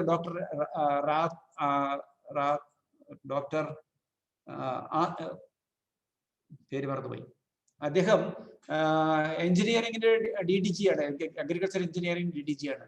നിങ്ങൾ ഈ 110 കോടി രൂപയാണ് Indian council of agriculture research journal വാങ്ങാനായിട്ട് ഒരു വർഷം ചെലവാക്കുന്നത്. 3000 ജേണലാണ് ഞങ്ങൾക്ക് കിട്ടുന്നത്. ഈ ജേണൽ നിങ്ങൾ ഉപയോഗിക്കണമെങ്കിൽ, നിങ്ങൾ ട്രെയിനിങ്ങും ക്ലാസ്സും ഒക്കെ എടുത്തില്ലെങ്കിൽ ഇത് ഉപയോഗിക്കപ്പെടാതെ വരും. ഒരു ജേണൽ ആർട്ടിക്കിൾ കിട്ടാനായിട്ട് 2000 രൂപയാണ് വരുന്നത്. അത് ICAR കൺസോർഷ്യത്തിൽ കൂടെ വരുമ്പോൾ 1000 രൂപയായിട്ട് കുറയുന്നു. ഇത് യൂസ് കൂട്ടിയിട്ട്, ഇത് വാങ്ങിച്ചാൽ പോരാ, യൂസ് കൂട്ടാനുള്ള ട്രെയിനിങ് യൂസ് കൂട്ടിയിട്ട് 100 രൂപയാക്കി കുറയ്ക്കണം എന്നാണ് പറയുന്നത്. 110 കോടി രൂപ ചെലവാക്കുന്നു എല്ലാ അഗ്രികൾച്ചർ യൂണിവേഴ്സിറ്റികൾക്കും ICAR ഇൻസ്റ്റിറ്റ്യൂട്ട്സിനും. അപ്പൊ ഇങ്ങനെയുള്ള ട്രെയിനിങ്ങും പരിശീലനങ്ങളും ക്ലാസ്സുകളും എടുക്കണം എന്നാ പറയുന്നത്. അപ്പൊ ഈ ഒരു എസിന്റെ മാറ്റം കൊണ്ട് എന്തുമാത്രം വ്യത്യാസം വന്നു. ഇനി 273 കോടി ആർട്ടിക്കിൾസ് നമ്മൾ തെരഞ്ഞെടുത്തിരുന്നാൽ നമ്മൾ മരിച്ചു പോകുമ്പോഴേക്കും അത് എല്ലാം നോക്കി കഴിയാൻ പറ്റില്ല. So searching is very important, especially in the case of digital context. ഇനി ഗൂഗിൾ സ്കോളറിലേക്ക് ഞാൻ കടന്നു. ഗൂഗിൾ സ്കോളറിൽ ചെക്ക് ചെയ്തപ്പോ ഇക്കണോമിക്സ് എന്ന് അടിച്ചപ്പോ 15,800 ആർട്ടിക്കിൾ കിട്ടിയപ്പോൾ ഗൂഗിൾ സ്കോളറിൽ പോയി ലക്ഷത്തിലാണ് കിടക്കുന്നത്. 15,000 ലക്ഷം. ഗൂഗിൾ സ്കോളറിൽ അത് 46 ലക്ഷമായിട്ട് കുറഞ്ഞു. അപ്പൊ നിങ്ങളൊരു സ്കോളർലി ലിറ്ററേച്ചർ ആണ് നിങ്ങൾ ആഗ്രഹിക്കുന്നതെങ്കിൽ instead of going to Google, go to Google scholar. അപ്പൊ ഗൂഗിൾ സ്കോളറിനും അതിൻ്റെതായ വ്യത്യാസമുണ്ട്. ഗൂഗിൾ നോക്കിയിട്ട് ഗൂഗിൾ മാപ്പ് നോക്കിയിട്ടൊക്കെ പോയ അവസ്ഥയുണ്ട്. കഴിഞ്ഞ കൊല്ലം ഗുരുവായൂർ വന്ന ഒരു തമിഴ്നാട്ടുകാരൻ, ശബരിമല തീർത്ഥാടകൻ, കൊടുങ്ങല്ലൂർ നിന്ന് അടിച്ചപ്പോ ഗൂഗിൾ ഡ്രൈവ് മാപ്പ് ഇട്ടിട്ട് കൊടുങ്ങല്ലൂർക്ക് പോയി എത്തിപ്പെട്ടത് ഒറ്റപ്പാലത്തുള്ള കൊടുങ്ങല്ലൂരാണ് എത്തിപ്പെട്ടത്. അത് വലിയ പത്രത്തിൽ വലിയ വാർത്തയുണ്ടായിരുന്നു. അപ്പൊ ഇങ്ങനെയുള്ള മിസ്ലീഡിംഗ് ആയിട്ടുള്ള ധാരാളം പ്രശ്നങ്ങൾ ഗൂഗിളിലുണ്ട്, ഗൂഗിൾ സ്കോളറിലുണ്ട്. അപ്പൊ ഇവിടെ നിങ്ങളൊരു സ്കോളർലി ലിറ്ററേച്ചർ ആണ് നോക്കുന്നതെങ്കിൽ instead of searching Google you search Google scholar. ഇനി മേജർ ഇലക്ട്രോണിക് റിസോഴ്സസ് ഞാൻ ഏതാണ് പ്രധാനപ്പെട്ട ഇതില് എഞ്ചിനീയറിംഗ് എന്ന് പറയുന്നത് എഞ്ചിനീയറിംഗുകാർക്ക് എഞ്ചിനീയറിംഗ് മാത്രമല്ല പ്രധാനപ്പെട്ടത്. എനിക്കറിയില്ല വിദ്യ അക്കാഡമിയില് ജനറൽ ബുക്സ് ഉണ്ടോ എന്ന് എനിക്കറിയില്ല, നോവലും കഥയും കവിതയും ഒക്കെ ഉണ്ടോ എന്ന് അറിയില്ല. അതാണ് ജനറൽ റീഡിങ്ങിനെ ഉപകരിക്കുന്നത്. അപ്പൊ ഇവിടെ എഞ്ചിനീയറിംഗ് യൂണിവേഴ്സിറ്റി ആണെങ്കിലും എഞ്ചിനീയറിംഗ് കോളേജ് ആണെങ്കിൽ പോലും ഇത്തരം പുസ്തകങ്ങളും കൂടെ വാങ്ങി വെക്കണം. അഗ്രികൾച്ചർ യൂണിവേഴ്സിറ്റി 10,000-ൽ കൂടുതൽ മലയാള പുസ്തകങ്ങളും നോവലും കഥയും ചെറുകഥയും ഉണ്ട്. അപ്പൊ major electronic resources databases OCLC and world കാറ്റ് ഓൺലൈൻ കമ്പ്യൂട്ടർ ലൈബ്രറി സെന്റർ, ഇതാണ് OCLC.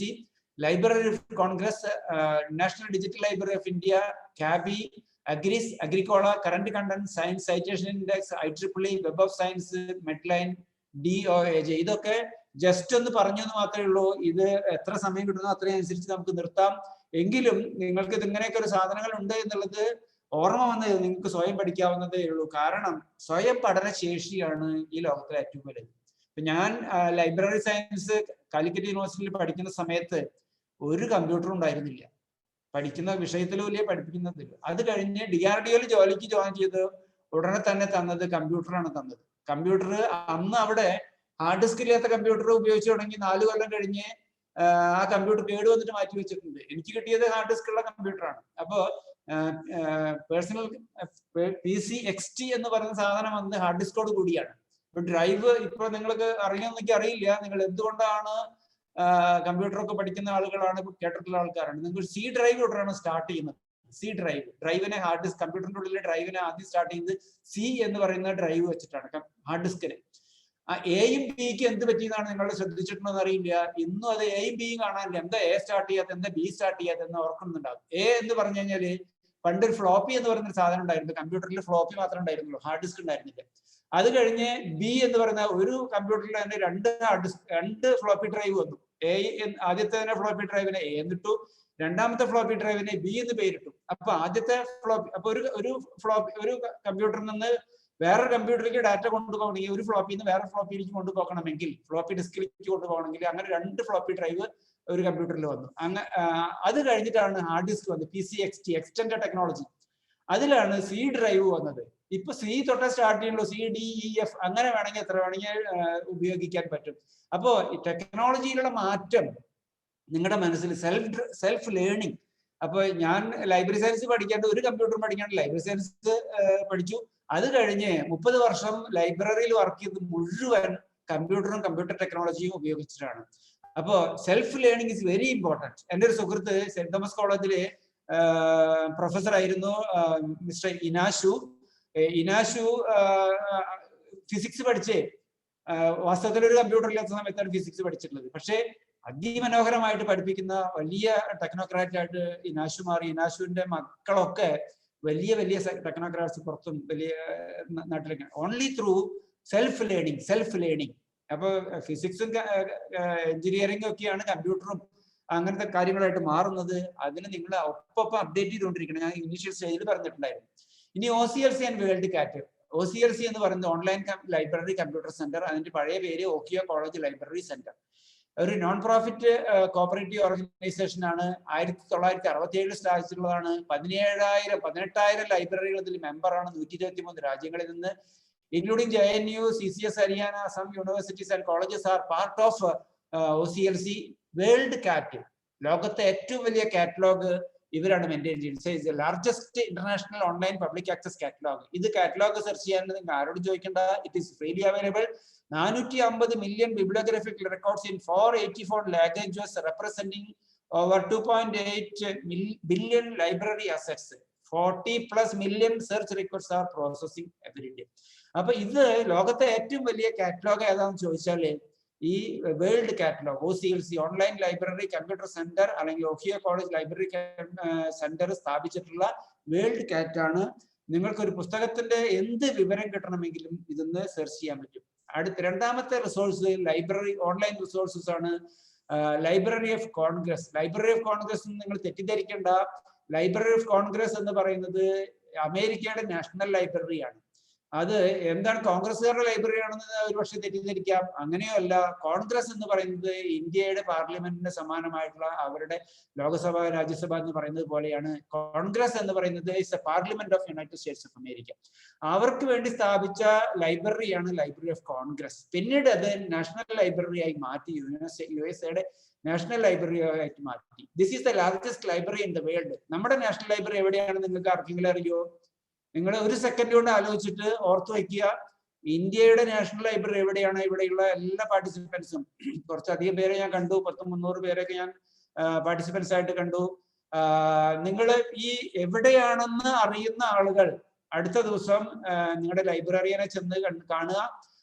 എന്നിട്ട് ഒരു സമ്മാനം ശരിയാണ് എങ്കിൽ സമ്മാനം തരാൻ പറയാ ഗിരീഷിനോട്, അല്ലെങ്കിൽ എന്നോട് പറയാ, ഞാൻ നിങ്ങൾക്കൊരു സമ്മാനം തരാം. യൂണിവേഴ്സിറ്റി ലൈബ്രറിയിൽ വന്നോ നിങ്ങൾക്ക് അഗ്രികൾച്ചർ യൂണിവേഴ്സിറ്റി ലൈബ്രറി മണ്ണത്തി കഴിഞ്ഞ് 2 കിലോമീറ്റർ കഴിഞ്ഞ് തോട്ടപ്പടി എന്ന് പറയുന്ന സ്ഥലത്താണ്. യൂണിവേഴ്സിറ്റിയുടെ മെയിൻ ഗേറ്റിന് തൊട്ടടുത്താണ്. അവിടെ വന്നാൽ നിങ്ങൾക്ക് ഒരു സമ്മാനം കിട്ടുന്നതാണ്. ഞാൻ പറഞ്ഞ 2 സെക്കൻഡ് കൊണ്ട് ആൻസർ കിട്ടിയെങ്കിൽ എഡ്യൂക്കേഷൻ ഈസ് ടോട്ടലി മോറൽ. ഞാൻ പറഞ്ഞല്ലോ എന്നാണ് പറയാൻ പാടില്ല. അപ്പോ ഇന്ത്യയുടെ നാഷണൽ ലൈബ്രറി കൽക്കട്ടയിലാണ്. അത് കൽക്കട്ടയിലാണെന്ന് ഭൂരിഭാഗം ആൾക്കാർക്ക് അറിയില്ല. കേരളത്തിലെ ലൈബ്രറി സെസ് കൊടുക്കുന്നുണ്ട് എന്നുള്ളത് ഭൂരിഭാഗം ആൾക്കാർക്ക് അറിയില്ല. 1 ലക്ഷത്തിൽ ഒരാൾക്ക് 2 ആൾക്കൊക്കെ നമ്മൾ ലൈബ്രറി സെസ് കൊടുക്കുന്നുണ്ട് എന്നുള്ളതും, അതുപോലെ തന്നെ 1000-ൽ ഒരാൾക്കൊക്കെയാണ് ഇന്ത്യയുടെ നാഷണൽ ലൈബ്രറി കൽക്കട്ടയിലാണെന്നുള്ളതും അറിയുള്ളൂ. കൽക്കട്ടയായിരുന്നു നമ്മുടെ ക്യാപിറ്റല്. അത് ഷിഫ്റ്റ് ചെയ്തു. അതുപോലെ തന്നെ വളരെ പ്രധാനപ്പെട്ട ഒരു സ്ഥാപനം ഡൽഹിയിലല്ലാത്തത്, എല്ലാവരും ഡൽഹിയിലല്ലാത്ത ഇന്ത്യയെ മുഴുവൻ നിയന്ത്രിക്കുന്ന ഒരു സ്ഥാപനമുണ്ട്. ആ സ്ഥാപനത്തെ കുറിച്ച് 2 സെക്കൻഡ് കൊണ്ട് നിങ്ങൾക്ക് അറിയുമെങ്കിൽ നിങ്ങളുടെ ലൈബ്രറിയനോടോ അല്ലെങ്കിൽ എൻ്റെ അടുത്തോ വന്നാൽ സമ്മാനം കിട്ടുന്നതാണ്. ഞാൻ പറയുന്നു, അത് reserve bank of India. Note നിരോധനം, ഇന്ത്യയുടെ ഡിപ്രഷൻ ഒക്കെ സർവൈവ് ചെയ്തത്, ഈ ഡിപ്രഷൻ സ്റ്റേജ് ഒക്കെ സർവൈവ് ചെയ്ത് ഈ റിസർവ് ബാങ്ക് ഓഫ് ഇന്ത്യയുടെ പോളിസികൾ കൊണ്ടാണ്. മറ്റു പല രാജ്യങ്ങളും തകർന്നടിഞ്ഞപ്പോൾ ഇന്ത്യ പിടിച്ചു നിന്നത് മൻമോഹൻ സിംഗിന്റെയും അതുപോലെയുള്ള ഈ റിസർവ് ബാങ്കിന്റെ പോളിസികൾ കൊണ്ടാണ്. Library of Congress started in the year 1800. The collection of more than 170 million items employed 2,310 permanent staff members. 3210 permanent staff members ആണ് ഈ അമേരിക്കയുടെ നാഷണൽ ലൈബ്രറിയിൽ ജോലി ചെയ്യുന്നത്. Professional staff അത്രയുണ്ട്. അഗ്രികൾച്ചർ യൂണിവേഴ്സിറ്റിയുടെ ലൈബ്രറിയിൽ 30 പേരാണ് വർക്ക് ചെയ്യുന്നത്. കേരള യൂണിവേഴ്സിറ്റിയുടെ ലൈബ്രറിയാണ് കേരളത്തിലെ ഏറ്റവും വലിയ ലൈബ്രറി. 65,000 സ്ക്വയർ ഫീറ്റ് ലൈബ്രറിയാണ്. 85 ലൈബ്രറി പ്രൊഫഷണൽ സ്റ്റാഫുണ്ട്. മാസ്റ്റർ ഡിഗ്രി ഉള്ള ആൾക്കാർ അവിടെ വർക്ക് ചെയ്യുന്നുണ്ട്. എന്തിനാണെന്ന് നമുക്ക് തോന്നിപ്പോകും. കാരണം 6 ലക്ഷം പുസ്തകങ്ങളാണ് അവിടെ ഉള്ളത്. 6 ലക്ഷം 10 ലക്ഷത്തോളം ഉണ്ടെന്ന് എനിക്ക് സംശയമുണ്ട്. ആ പുസ്തകങ്ങളൊക്കെ വേണ്ട രീതിയിൽ ഉപയോഗിക്കാനായിട്ടും പരിപാലിക്കാനായിട്ടും ഒക്കെ ഇത്രയും സ്റ്റാഫിനെ ആവശ്യമുണ്ട്. പക്ഷെ നമ്മുടെ നാട്ടില് ഒരു കോളേജിൽ, എല്ലാ കോളേജിലും ഒരു ലൈബ്രറിനെ മാത്രം വെച്ചിട്ടാണ് മിക്ക ഗവൺമെന്റ് കോളേജുകളൊക്കെ ഓടിക്കൊണ്ടിരിക്കുന്നത്. ഗവൺമെന്റ് കോളേജുകൾ എഞ്ചിനീയറിംഗ് കോളേജുകളല്ല, ആർട്സ് ആൻഡ് സയൻസ് കോളേജുകളിൽ 3 സ്റ്റാഫൊക്കെ ഉണ്ടായിരുന്നു. ഇപ്പൊ അത് ഒരാളാക്കി കുറച്ചു. അപ്പൊ നമ്മുടെ നാട്ടിലെ ലൈബ്രറിയോടും ലൈബ്രറിയന്മാരെയും കുറിച്ച് അറിവിന്റെ തലമാണ് ഞാൻ ഈ പറഞ്ഞത്. അടുത്തത് national digital library of India. IIT ഖരഗ്പൂരിൽ നിന്നാണ് ഇത് ഓപ്പറേറ്റ് ചെയ്യുന്നത്. അവിടുത്തെ സെൻട്രൽ ലൈബ്രറിയിൽ നിന്നാണ് നാഷണൽ ഡിജിറ്റൽ ലൈബ്രറി വർക്ക് ചെയ്തുകൊണ്ടിരിക്കുന്നത്. 20 ലക്ഷം യൂസേഴ്സ് ഉണ്ട്. നിങ്ങൾക്കും ഫ്രീ ആയിട്ട് അതിന്റെ ഈ ഒരു ഇമെയിൽ ID ഉണ്ടെങ്കിൽ അതിൽ രജിസ്റ്റർ ചെയ്തെടുക്കാം. 10 ലാംഗ്വേജിലുള്ള ഭാഷകളിലുള്ള റിസോഴ്സസ് അതിലുണ്ട്. 4.5 കോടി ഐറ്റംസ് അതിലുണ്ട്. 1.5 ലക്ഷം പുസ്തകങ്ങൾ ഇംഗ്ലീഷിലുണ്ട്. National digital library of India വളരെ നല്ല റിസോഴ്സ് ആണ്. ഇതിന്ന് വളരെ സ്പീഡിൽ ഗ്രോ ചെയ്തുകൊണ്ടിരിക്കുകയാണ്. 2 വർഷമേ ആയിട്ടുള്ളൂ. എല്ലാ യൂണിവേഴ്സിറ്റികളും കോളേജുകളും എനിക്ക് ഡാറ്റ അപ്ലോഡ് ചെയ്തുകൊണ്ടിരിക്കുന്നുണ്ട്. പുസ്തകങ്ങളൊക്കെ കിട്ടാനുണ്ട്. ഇതാണ് അവരുടെ ഇൻസ്റ്റിറ്റ്യൂഷൻ രജിസ്ട്രേഷൻ. നിങ്ങളുടെ AICTE നിർബന്ധിച്ചിട്ടുണ്ട് ഇപ്പോൾ എല്ലാ എഞ്ചിനീയറിംഗ് കോളേജുകളും national digital library club register ചെയ്യണമെന്ന് പറഞ്ഞിട്ടുണ്ട്. ആ രജിസ്ട്രേഷൻ കാരണം അത്ര നല്ല റിസോഴ്സസ് ആണ്. ഇതാണ് നാഷണൽ ഡിജിറ്റൽ ലൈബ്രറിയുടെ ഒരു വിൻഡോ. ഇതാണ് അവരുടെ ഹോം പേജ്. അതില് സ്കൂളിലേക്കുള്ളതുണ്ട്, CBSE-കാർക്കുണ്ട്, എഞ്ചിനീയറിംഗുകാർക്കുണ്ട്, സയൻസിന്, humanities, literature, management, law, scholarly publications ഉണ്ട്, ഡാറ്റാ സെറ്റ്സ് ഉണ്ട്, ഡോക്യുമെന്റ്സ് ആൻഡ് വീഡിയോസ് ഉണ്ട്, ജേർണൽസ് ആൻഡ് കോൺഫറൻസ് ഉണ്ട്, ideas and funding. Ideas and funding. ഞാനിപ്പോ ഇവിടെ ഒരു ഹേന പൗലോസ് എന്ന് പറഞ്ഞ കുട്ടിയുടെ കാര്യം ഞാൻ പറഞ്ഞിട്ടുണ്ടായിരുന്നു. ആ കുട്ടി എവിടെ നിന്നൊക്കെ ഐഡിയ ശേഖരിച്ചു എന്നുള്ളത് വളരെ പ്രധാനപ്പെട്ടതാണ്. വെറുതെ അങ്ങോട്ട് പോയിട്ട് ബിടെക്കിന് പഠിക്കുന്ന സമയത്ത് അങ്ങോട്ട് ചേർന്നതല്ല. Reading, extra reading is very important. എവിടെ നിന്നാണോ ഐഡിയ കിട്ടുന്നത് ആ എക്സ്ട്രാ റീഡിംഗ് ആണ് വളരെ പ്രധാനപ്പെട്ടത്. ഞാൻ അത് വീണ്ടും ഉറപ്പിച്ച് പറയുന്നു. അടുത്തത് ചാലഞ്ചസ് ആൻഡ് സ്റ്റാർട്ടപ്പ് വളരെ പ്രധാനപ്പെട്ട കാര്യമാണ്. ഇപ്പൊ എല്ലാ സ്റ്റാർട്ടപ്പുകളും നിങ്ങൾ ഷെയർ ബിസിനസ്സിൽ അല്ലെങ്കിൽ ഷെയറിന്റെ പ്രൈസുകളൊന്ന് കമ്പയർ ചെയ്ത് നോക്കിയാൽ അറിയാം. എല്ലാ ഈ അലിബാബ അങ്ങനെയുള്ള സാധനങ്ങളൊക്കെ സ്റ്റാർട്ടപ്പായിട്ട് തുടങ്ങി വലിയ വലിയ കൂറ്റൻ സ്ഥാപനങ്ങളായിട്ട് മാറിയതാണ്. അപ്പോൾ ആ വിവരങ്ങളൊക്കെ ഇതിൽ നിന്ന് കിട്ടും. ഇതാണ് നമ്മുടെ നാഷണൽ ഡിജിറ്റൽ ലൈബ്രറി. അതിൽ കൊടുത്തിട്ടുള്ള engineering categories, common subjects, aerospace and engineering, architecture, chemical engineering, civil engineering, computer science and engineering, electrical engineering, electronics and communication engineering, mechanical engineering, mining engineering, ocean engineering, textile engineering. ഇതാണ്. ഇനി engineering ഡാറ്റാബേസുകളെ കുറിച്ച് കിടക്കുന്ന ഓടിച്ചു പോവുകയാണ്, കുറച്ച് സമയമുള്ളത്. അതുകൊണ്ടാണ് കമ്പൻഡെക്സ്, computerised engineering index എന്നാണ് അതിന് ശരിക്ക് ഫുള്ളായിട്ട് പറയുന്നത്. Computerised engineering index 5000 journal cover ചെയ്യുന്നതാണ്. ഇൻസ്പെക് എന്ന് പണ്ടൊരു ടേപ്പിലാണ് പണ്ട് പുസ്തകങ്ങൾ ഇറങ്ങി. പ്രിന്റഡ് ബുക്കുകൾക്ക് ശേഷം ടേപ്പ് ഫോർമാറ്റില് ഡാറ്റാബേസുകൾ വന്നിരുന്നു. അപ്പൊ ഇൻസ്പെക് ടേപ്പ് വളരെ പ്രസിദ്ധമായിരുന്നു. അപ്പൊ ഇൻസ്പെക് 5000 ജേണലും കവർ ചെയ്യുന്നതാണ്.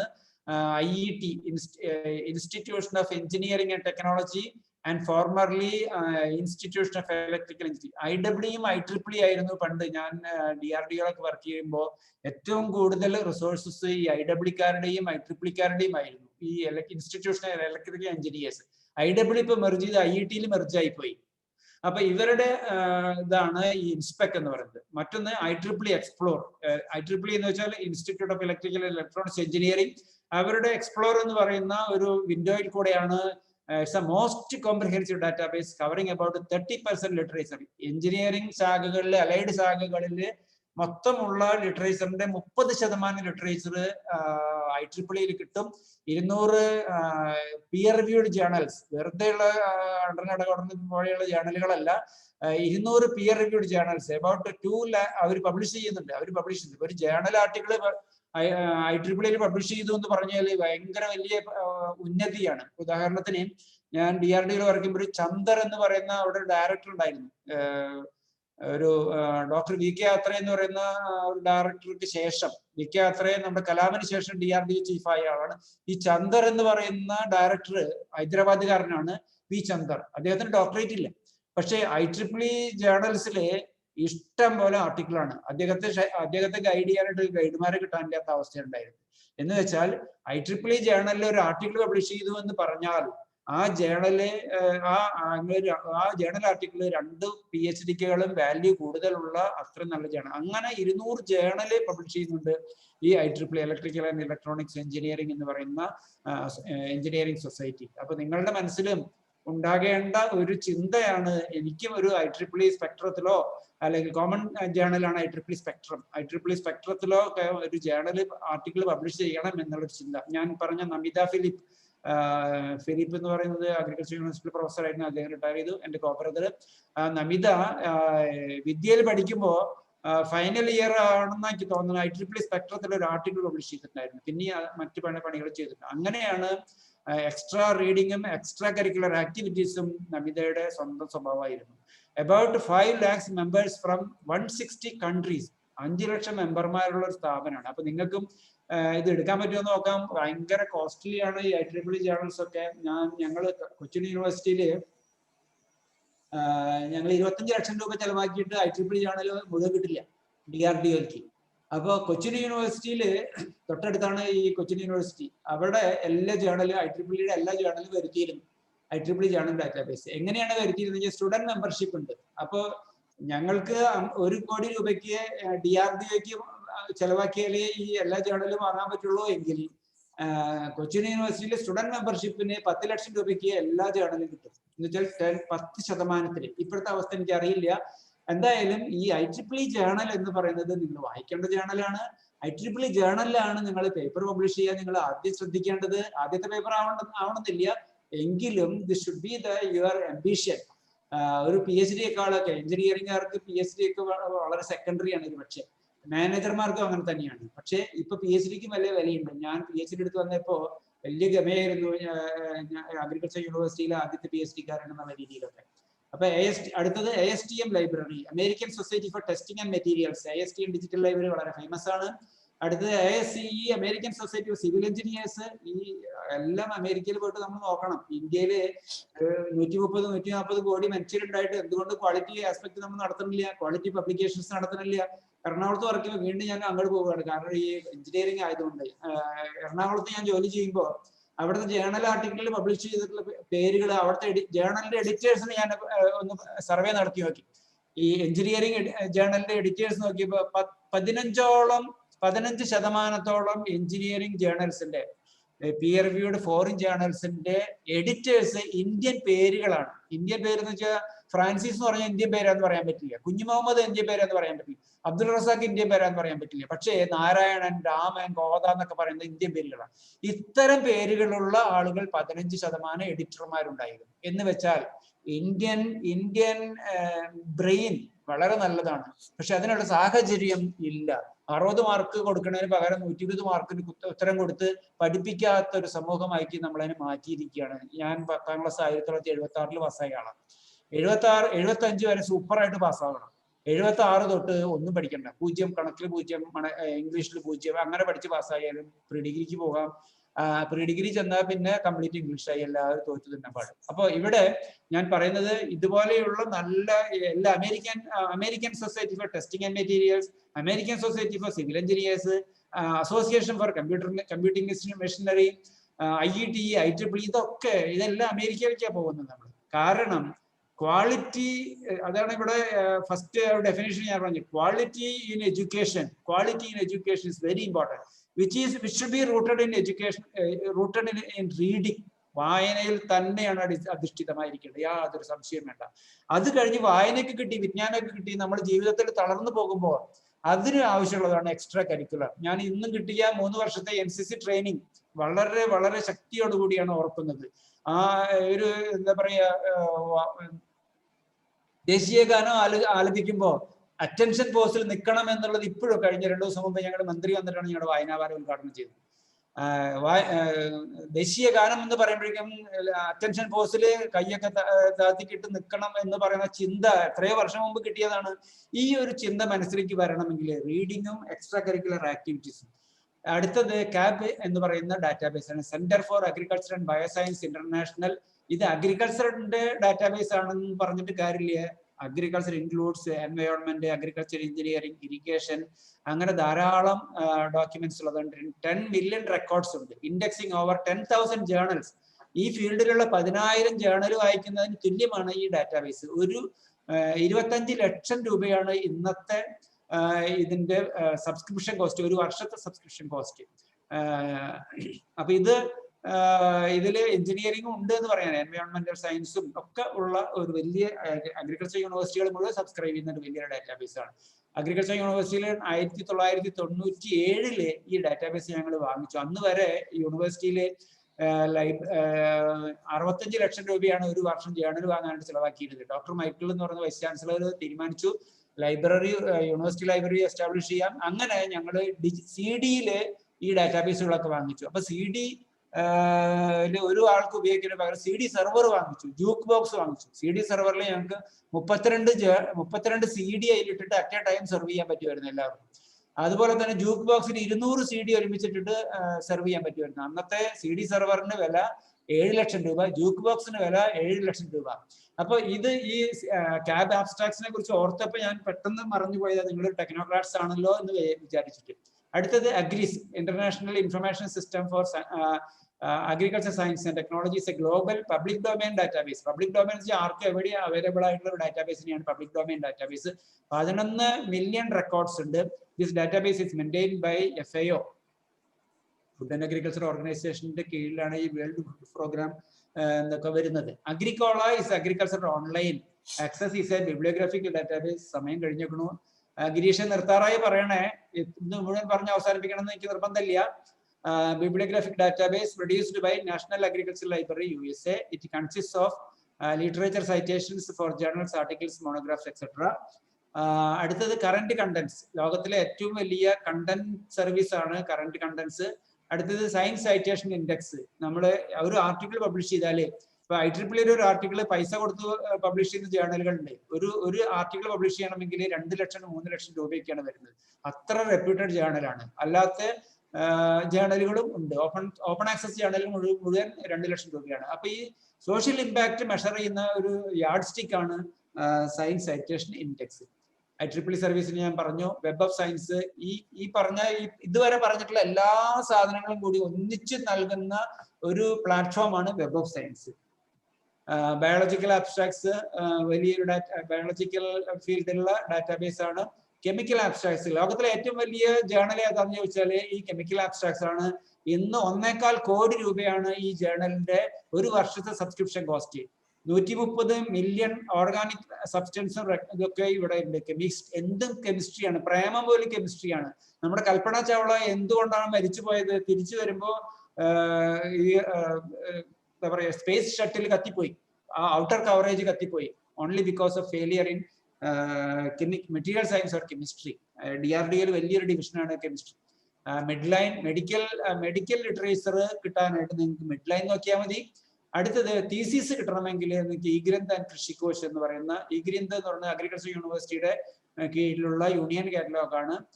സെറ എന്ന് പറയുന്നത് അഗ്രികൾച്ചർ യൂണിവേഴ്സിറ്റിയുടെ ജേർണൽ കൺസോർഷ്യമാണ്. നിങ്ങൾക്ക് അഗ്രികൾച്ചർ യൂണിവേഴ്സിറ്റിയിൽ വന്നാൽ ഇതൊന്ന് ആർട്ടിക്കിൾ എടുത്തു തരാൻ പറ്റും.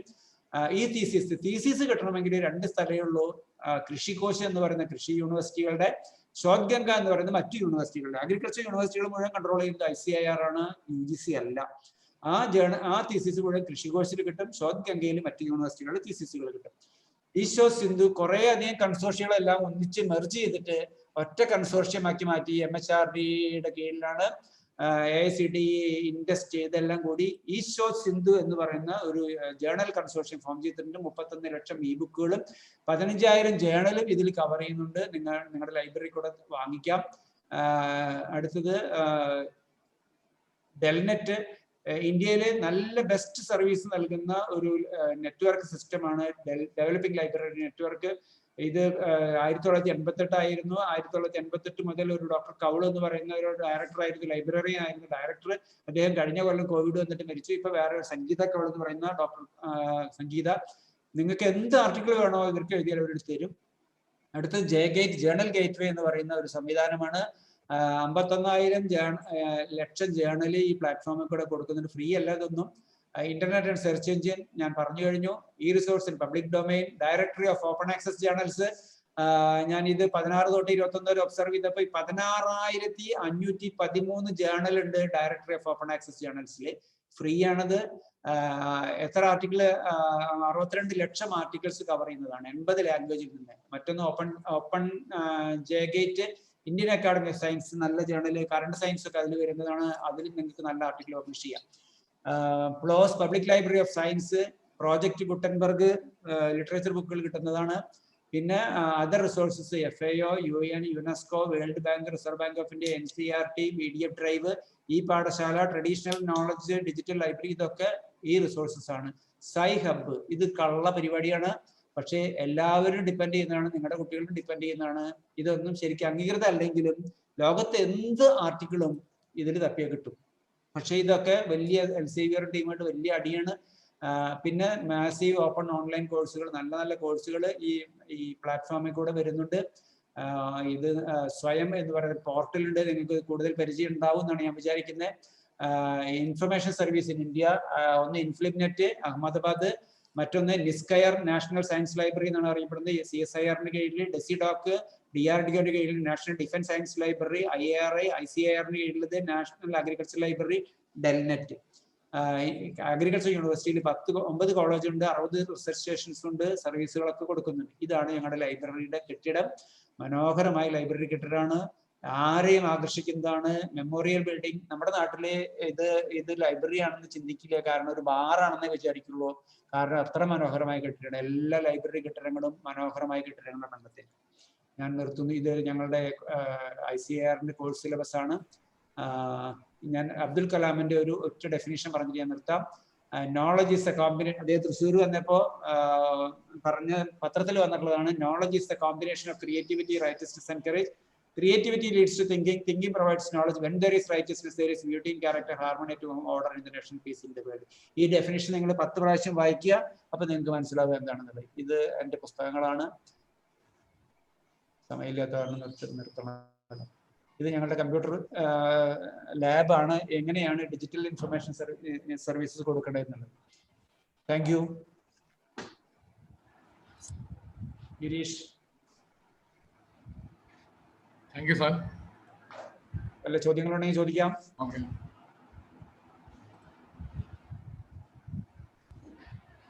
Hope the session was interesting and informative. Sir വളരെ ഇന്നത്തെ പത്രത്തിന്റെ വരെ സ്ലൈഡ് എടുത്തിട്ട് അപ്ഡേറ്റ് ചെയ്തിട്ടുള്ള ഒരു സെഷനാണ് ഇപ്പോൾ കാണിച്ചിരുന്നത്. Students please come forward for any questions. എന്തെങ്കിലും ചോദ്യം ഉണ്ടോ? Dr. Francis, Sir. Very good. Very. I like you. വളരെ ഭംഗിയായിട്ടുണ്ട് കേട്ടോ. പിന്നെ നമ്മുടെ കോളേജിനെ എല്ലാ ഡയറക്ടറെ, പ്രിൻസിപ്പളെ, സുധാ മാം, ഗിരീഷ് എല്ലാവർക്കും എൻ്റെ congratulation. They have done a great work. Thank you. Thank you, sir. Thank you, sir. Abdul Razak sir എന്നെ എങ്ങനെ ലൈബ്രറി സർവീസ് ചെയ്യണമെന്നും എങ്ങനെ യൂണിവേഴ്സിറ്റിയിലും കോളേജിലും പഠിപ്പിക്കണമെന്ന് പരിശീലിപ്പിച്ച സാറാണ്. സാറ് യൂണിവേഴ്സിറ്റി ഞാൻ ഇരിക്കുന്ന ഇന്നത്തെ കസേരയിൽ നിന്ന് റിട്ടയർ ചെയ്തിട്ടുള്ള 10 കൊല്ലം മുമ്പ് റിട്ടയർ ചെയ്തിട്ടുള്ളതാണ്. മിക്കവാറും എല്ലാ സെമിനാറുകൾക്കും വർക്ക്ഷോപ്പുകൾക്കും പങ്കെടുക്കുക. അത്രയ്ക്കധികം ഇൻട്രസ്റ്റഡ് ആണ് ലൈബ്രറിയും ലൈബ്രറി യൂസിനെ. Thank you sir. ക്വസ്റ്റ്യൻസ് ഒന്നും ഇല്ലെങ്കിൽ നമുക്ക് സെഷൻ കൺക്ലൂഡ് ചെയ്യാം. ആയിക്കോട്ടെ. കാരണം ഇത് ഓൺലൈനിൽ കുറെ പരിമിതികളുണ്ടല്ലോ. സുരഭി, വോട്ട് ഓഫ് താങ്ക്സ് ആണോ? Okay. Thank you, sir. Thank you, sir. A high informative session indeed. We remark a proficient sense of gratefulness to Francis, sir, who handled the session very effectively. Your years of research, your depth of understanding of user interfaces, and your ability to present the subject produced one of the memorable events conducted by War Central Library. We convey our great sense of gratitude to our principal, Dr. Sajid CB, in his absence, Krishanan sir, Sudha ma'am, Unirajan sir, all first-year group tutors for their immense support at every point of time. Sincere thanks to the entire team led by Mr. Shali Kaya for having provided us with all sorts of facilities and support for the smooth conduct of the session. Last but not least, we offer our finest flowers of gratitude to all our dear students. We treasure your contributions and time with us, and we hope you have come away with useful and profitable ideas. Thank you all. I conclude. Thank you. Thank you, Francis, sir. Thank you, sir. Thanks a lot. Thank you, Abdul Razak. Thanks a lot, sir. Thanks a lot, sir. Thank you, Surabhi. Thank you, Anish. Shali, thank you.